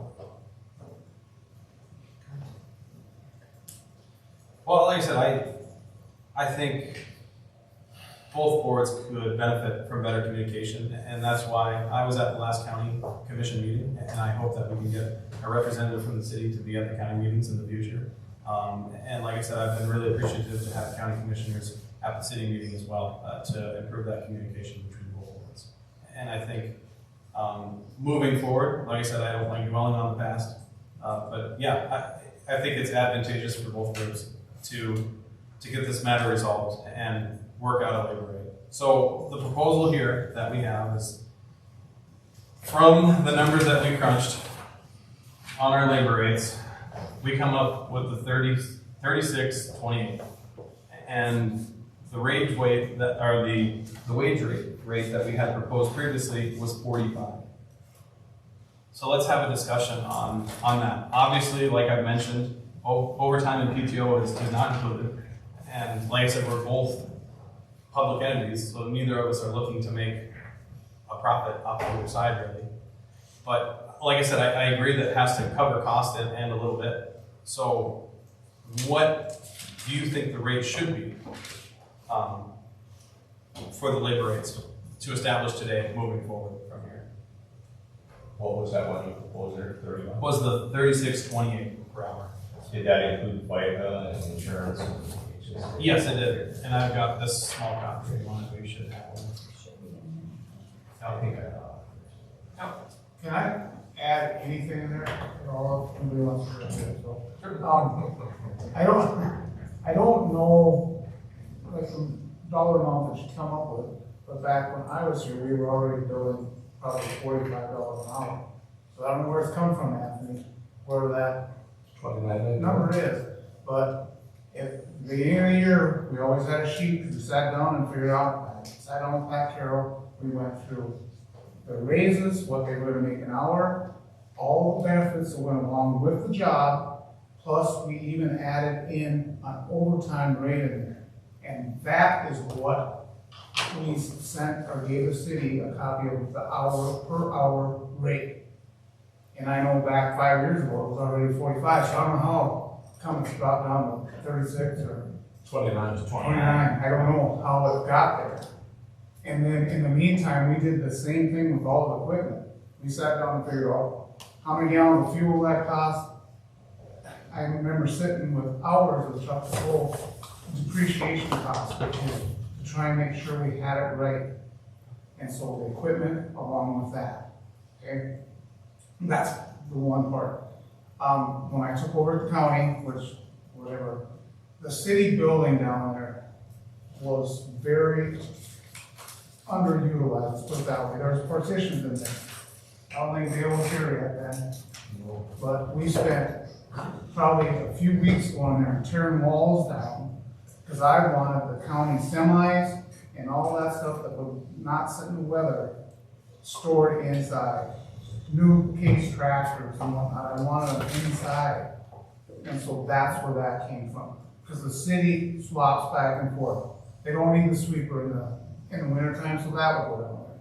But this, different things would swap back and forth with that. I think at that time we had tractors, excavators, Yes. service pickups. The snow blower, I get it. That thing there, I get the whole part of what you want to do there, Jimmy. Mr. Mayor, sorry. But, it's nice to have a backup. They went half and half, and when they bought the new snowboard, the city bought it for the idea that, they don't really use it out in the county too much, but there was times I took that snowball out in the county, okay? But if there was something that ever happened, so we had to work on that new snowboard, at least the other one was capable of running, because we pull it in every year and make sure it ran, whatever else. Not good, wasn't good running, but so that's kind of a history on that, but we cleaned that whole city shop out for that purpose. And like I said, we stored a lot of stuff, and county stuff, city stuff, it was all in. So, Just for the conversation, the time spent to clean that city shop, would that have been I charged it out to the city owned property at that time. That's all it was, it was city, and that was just the way it was. Electricity and all that stuff, I am still a big believer in the 25% getting charged to the city, because it's right down to a can of WD-40 that comes in there. I would pull up them invoices every month, and the city paid 25% of that can of WD-40. And it seemed to really work good. The only thing is, I never ever hit them with a bill in a month for $5,000 that didn't include the other water, sewer, and streets. It was all broke down, so. Do you have any of those records showing the labor rates back then? All I at do the shop. right now on our tablet right here in 2016. Their tablets go back to 2016. And the Public Works, on that, we were paying anywhere from 29 to 32, depending on who the person was. 29.90 is what the base. So it's basically, There was no $45 an hour charge to us in 2016. So downstairs in Audra's vault downstairs, there's all the old city records in paper. I think the big, yeah, Yeah. I think the big problem is that, you know, in the contract, like I said, the county is to provide the city that documentation, right?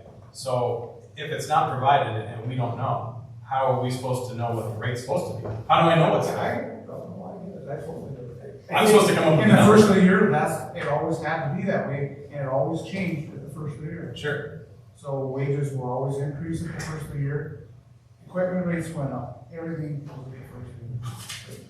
I think in defense of both boards, with your exit, you know, we've had 3 different supervisors now, and we were without a number of months too, and then there was a year where we didn't get fuel billed to the city didn't get a breakdown of the billing, and I guess we as a commission took for granted that it was happening, and so that's where a lot of this stuff has just been lost in just vacant positions and stuff, and so now we're trying to get back to what's fair, what's reasonable, and make sure that everybody is on the same page.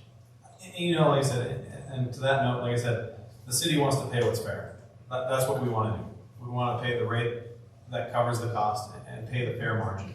But when we don't know what the fair margin is, or that we have to guess at it, or that we're just told, hey, here's what it is, there's no info behind it, how do you make that determination? So that's kind of where we got to this point, is if I don't have a breakdown, like I don't work out of the county shop, so I don't know what to include in this breakdown to the cost. I don't know what to associate to what that hourly rate should be, correct? Right. I had to do the same thing with all my townships.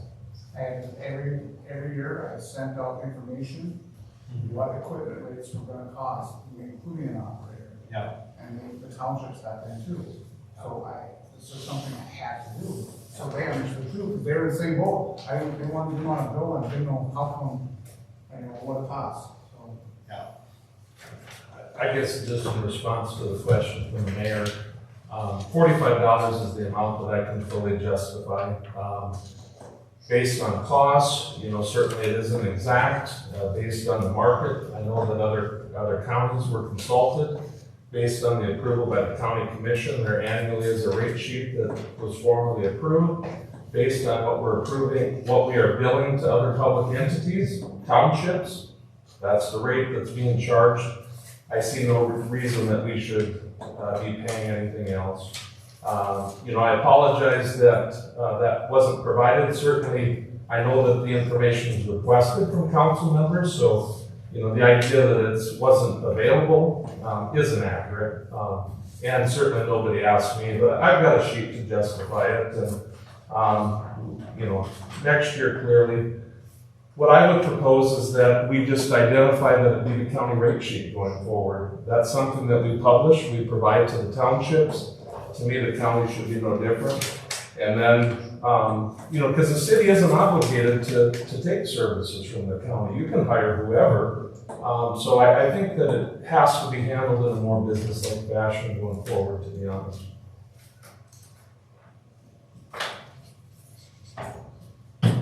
I still don't feel that you should be making money off of the city, because we're already paying that in taxes and like that for both the county and the city, as city people. And so I don't see how that's fair on this side as to, I'd like to see that $45, like what we're missing on the rates. And bear in mind, your hat as the city, half of the people aren't in the city. They should get some benefit from their equipment, their resources being used elsewhere. Mayor, you've been very explicit about this, beneficial to both parties, and I love that. I love it, but I think action is important too, to follow the words. And this is an example where there has to be benefit to everybody in the county. Much of what we've decided today really doesn't go there. And so, this is another opportunity to do that. It's not profit. We aren't a for-profit entity, but it does provide resources for county government, which benefits everybody. And actually, each of those dollars, you're getting 18 cents of it back too in benefit. So it's benefiting you as well. Just a point, an organized township or an unorganized township, they're paying both their township taxes and county taxes as well, and then still having to pay for these services. Well, an organized township would still have to pay for these services, so. I mean, they're not the only one.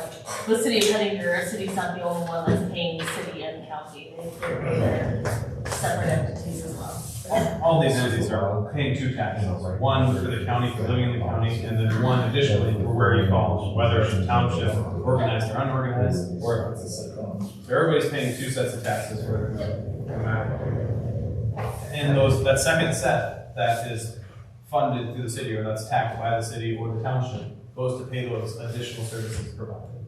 Beyond that is already provided through the county. I guess I think where this agreement maybe got off track was the excessive bill for the maintenance. I mean, I think that was something that maybe should have been, the work should have been pre-approved with the city, or that maybe that we should have handled it differently. But I don't know that the city had a real problem with the way things were going with the rates and stuff until they were surprised with this big maintenance bill from winter work. I assume busy work, as I would call it, maybe needed but busy work.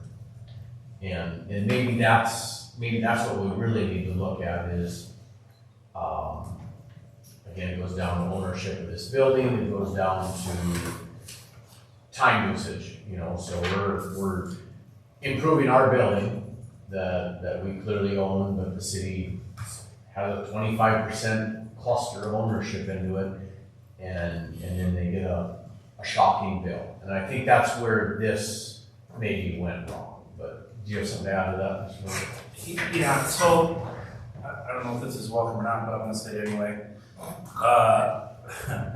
So Susie identified in 2016, what Theo said notwithstanding, that on the low end, it was 29 that was getting billed out, correct? Correct, 2936, 2947, 2736, 2898.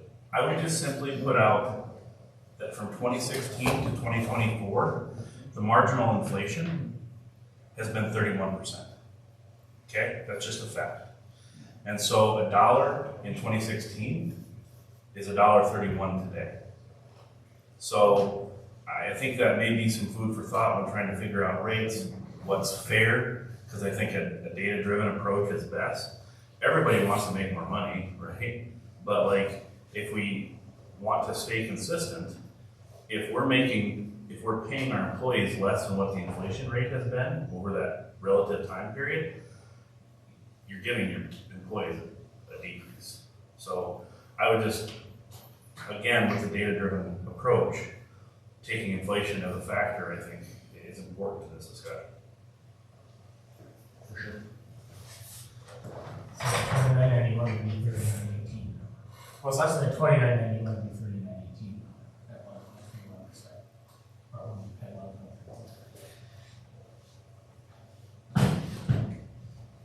Susie, can you give me that sheet that Anthony gave you, those numbers? Do you have an additional one?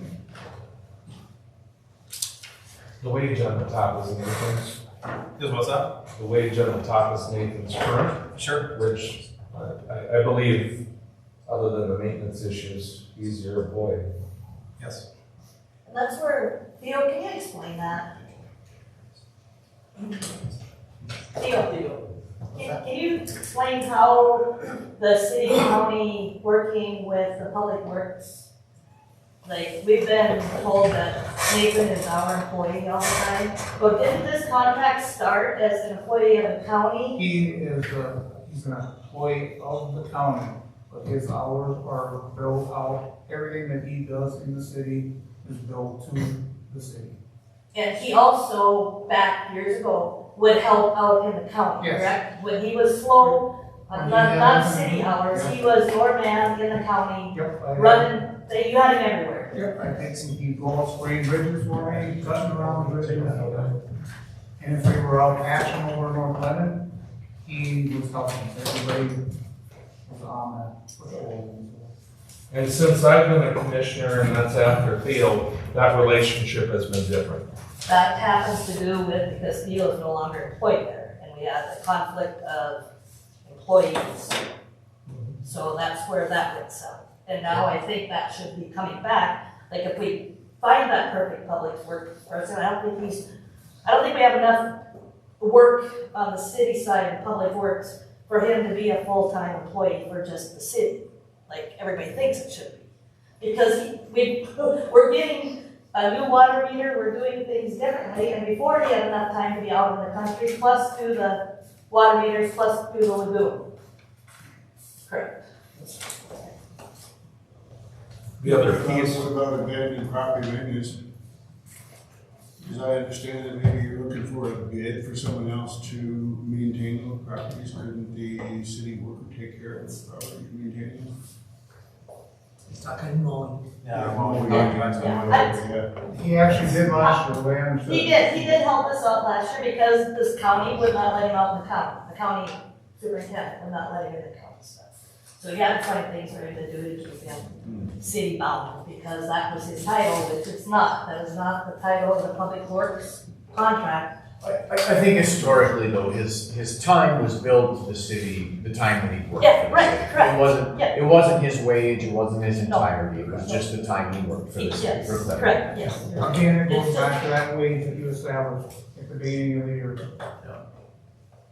But that position was not just for.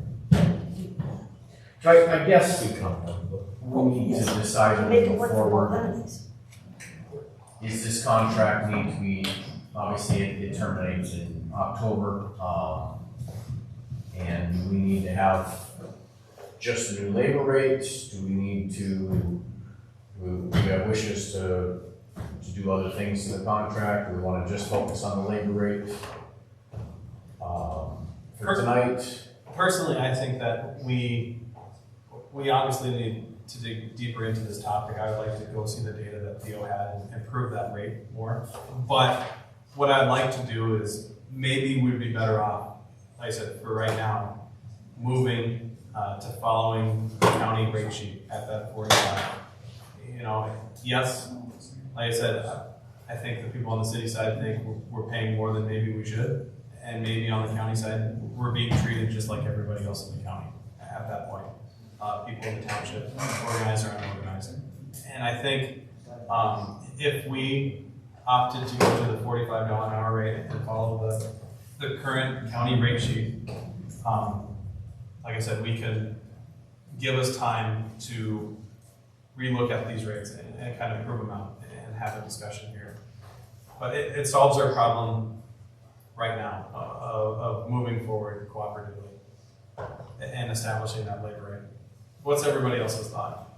This is just my opinion, so. But that $45 an hour at this rate is not what, that's with, if they would hire another person that needed a family plan. That $45 is that. Right now And they it's- have nobody that has a family plan. Correct, it's just showing So, $41. 41, but that's 41. making the higher that price, right? Yeah. Making the $9 instead of that. And it's an opportunity cost. We can use that employee somewhere else as well. I would say for the rest of the year, since you guys agreed to go to the 29, or pay a 29 blah, blah, blah, so whatever that number was at the last meeting I did. 29. In good faith, we'll go to 45 for the rest of the year, and let's work the rest of the year to come up with a true. I mean, like, you know, the spreadsheet that James had, I do that same almost exact spreadsheet when I do bids or whatever. That shows exactly every burden that you have. And if we have something like that in the future contract, like this position gets paid this, and it's broken down clear as June 21st day, then we'll have much more clarity in these contracts. And I mean, I think in that note, I mean, that gives the opportunity to maybe potentially help everybody in the county if we turn that into the county rate sheet for unorganized townships as well. I don't know. So, Well, I think if we, I guess if you guys agree to that, and I think if we work towards clarifying this contract with the maintenance and stuff, I do think, Theo had a good point, the 25%, and I do think there's a lot to that needs to maybe stay, but I think we do also need to clarify maintenance, you know, I mean, are we gonna pay these guys round the clock to paint the walls and such, and should the city pay 100% of that 25%, you know, I mean, was it being done efficiently and such, I mean, no worker is 100% efficient, that was kind of my argument with that too, so I do see the city side of things, and I feel like that bill was what really stirred this up, and so I think moving forward, that's what we need to clarify in this contract is the charge for the maintenance and how When we that, gotta when approve. that bill went out, was it broken down in between water, street, and sewer? For the shop? We're talking just maintenance to the shop itself, I know what painting. you're talking about, but Yeah, you said this is where it stirred this pot. Well, that $5,000 bill or whatever, was it broken down when it went into the city as far as water, sewer, and streets? Because then each one of them pays a quarter of it. And so then we as a city, yeah, this is no big deal, maintenance on the building, because it comes out of each department, because they help pay the bill. But I now, think it if was you just put putting- $5,000 bill and you're supposed to take it out of your general budget someplace, find a place, then it gets a little tougher. Then you gotta ask the question.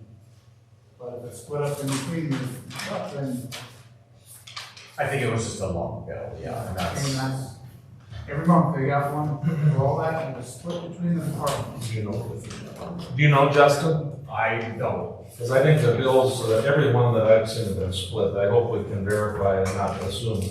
Because I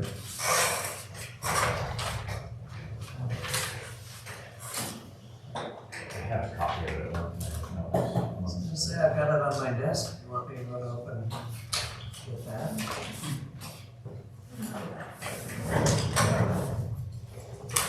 I think either way, like I said, we're gonna have to relook at this contract and find a better solution, but I do like, Councilman Harrell's proposal of going with that $45 an hour rate up to the first of the year as we try to move on and do more research into this topic. Because obviously we need to find a solution, and I think this is our best solution right now. it was a nice trade-off. You we came in and we said, because we didn't really agree these rates at the time, because if we could pay on 29.81, it's probably our good faith to the rest of the year. I think that sounds good moving forward. And then we'll, I hate the word kicking the can down the road, because that's what we're kind of doing, but this.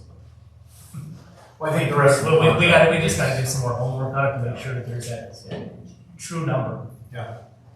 But at this point, I mean, we did the proverbial kind of kicking the can down the road, we'll get it right. Well, I think that's the basic number that you need moving forward with your budgets, is if you have a rate for now to, Correct. and we can both continue to work on this separately and get together again.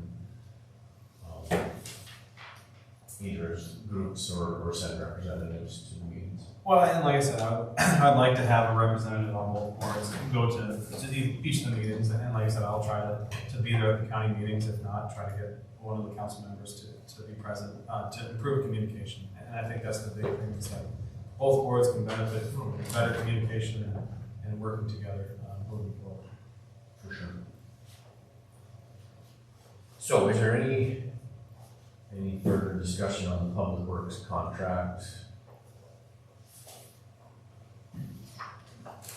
Both boards got a little work to do on that.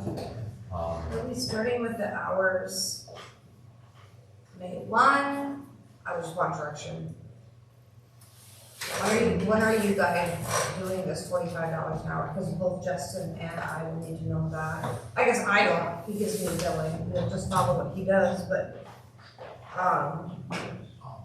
What would it be all with the June 1st, because you went and requested from Yeah, January to May, right? Because all of our billing cycles in May. monthly. If we went back to June 1st, then that's 7 months at $45 and 5 months at the $29.91. Actually, hopefully. So start June 1st is what you're thinking? Yeah, just go back to June 1st, because then we get. Simple, I guess. Yeah, or start June 1st. Next not week. June. Next week. It's not long. there was $4,648.50 billed to just the one fund in February. But then, I mean, because I think the bill was $5,000, is that right?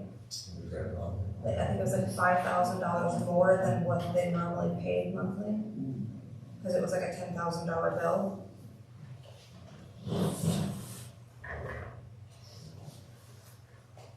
So I would say it got all charged to one lump.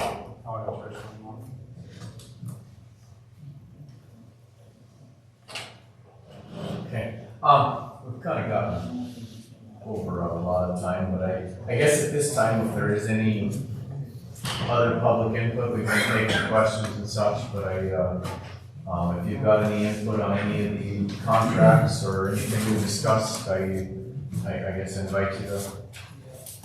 So just, I heard from the townships, you know, the townships are billed at $45 an hour, and the townships consider that to be much cheaper than hiring an employee, and certainly that $45 an hour is the cheapest operator you could find anywhere to do any, you know, road work would be the main thing in a township, so no one at our annual meeting had an issue with the $45 an hour rate. Those sheets are still handed out to the townships every single year. Seemed like a fair rate to me, to be honest with you, with all the inflation that's going on. Also, just for clarification, you said that you could replace the city ordinance police official with one employee, is that what you said? Well, I'm saying, if we had to replace city ordinance enforcement, how many employees would it take? And like I said, 90% of city ordinances mirror century code. So we're only talking about maybe 10% that's not the same, correct?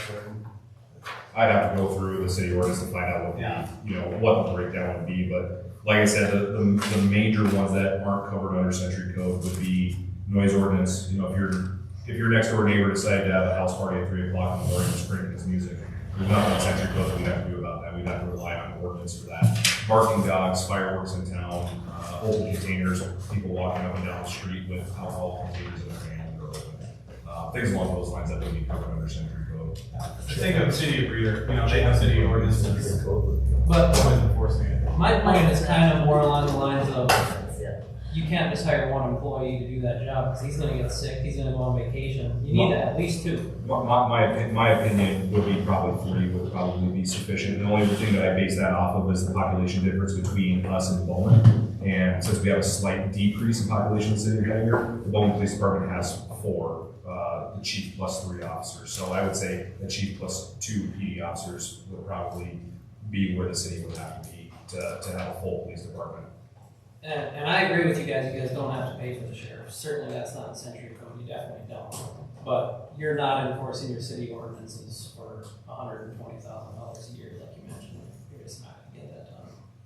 Minimum of 2 employees, plus now you need to give them equipment, you need at least one car that they can share, you have to service and maintain that car. You're giving him, is he actually a police officer, you giving him a gun, or you just sending him out with a ticket book?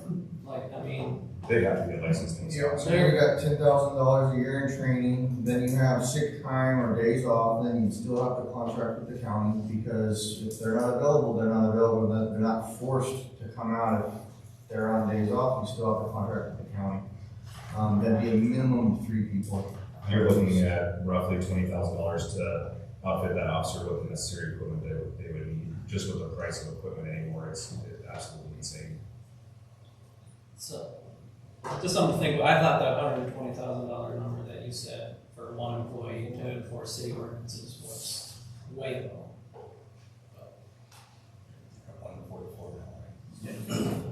That's just my opinion. I know it's 144, but he mentioned he thought he could do it for 120. And Yeah. Well, I'm just saying, the city of Hettinger is the only one who pays city ordinance enforcement through county contract. Everybody else, like I said, century code is still being enforced countywide, regardless. And like I said, if we didn't have anything for any protection being paid, like I said, we'll still have police protection for the city of Hettinger. Correct. Like I said, it's that additional, and you're probably right, like I said, I don't know. Like I said, that's the question. If it takes 2 or 3 police officers to do city ordinance enforcement, you're probably correct. But why wouldn't we work together to bring that? Well, correct, right. But, I mean, you certainly don't have to pay anything, but you're also gonna have a lot of angry citizens. Well, yeah. City council meeting. Yes. And you're not gonna get the job done for $144,000. Okay, any other public opinions, input?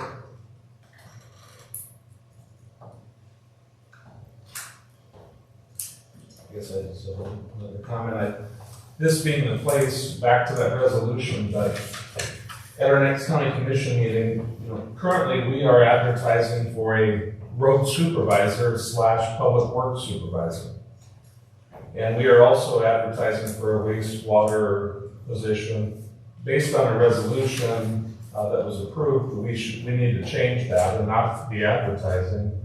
Because October 1, if we have a plan to cover it for them, we won't have that need. And so I'm just throwing that out there that the city, in my opinion, so that there's some continuity there, similar to training, et cetera, that needs to happen. I guess I don't want you guys to think that because our ad has said that we necessarily will have somebody for you. So I think that that's important to be dealing about. We've talked in the past about certifications. One of my big concerns has just been how vulnerable the city is based on no backups, and we've got somebody that's left the position still doing it. So I'm encouraging the city to get after a plan to fill that going forward, including the supervision piece. And I think, is there enough for a full-time person? I believe that year-round there would be, but I guess that's for you guys to figure out. Because there too, there's been no compensation for supervision.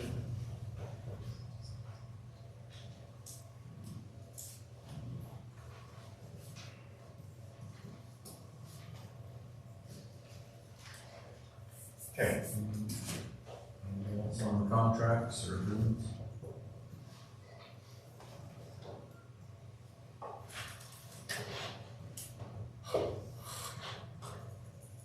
Well, I guess you guys can go back and meet and I guess we'll take what we've agreed upon, and have Mr. Rutland put something together and I guess once it's voted on by both boards at their meetings and we'll move forward with new contracts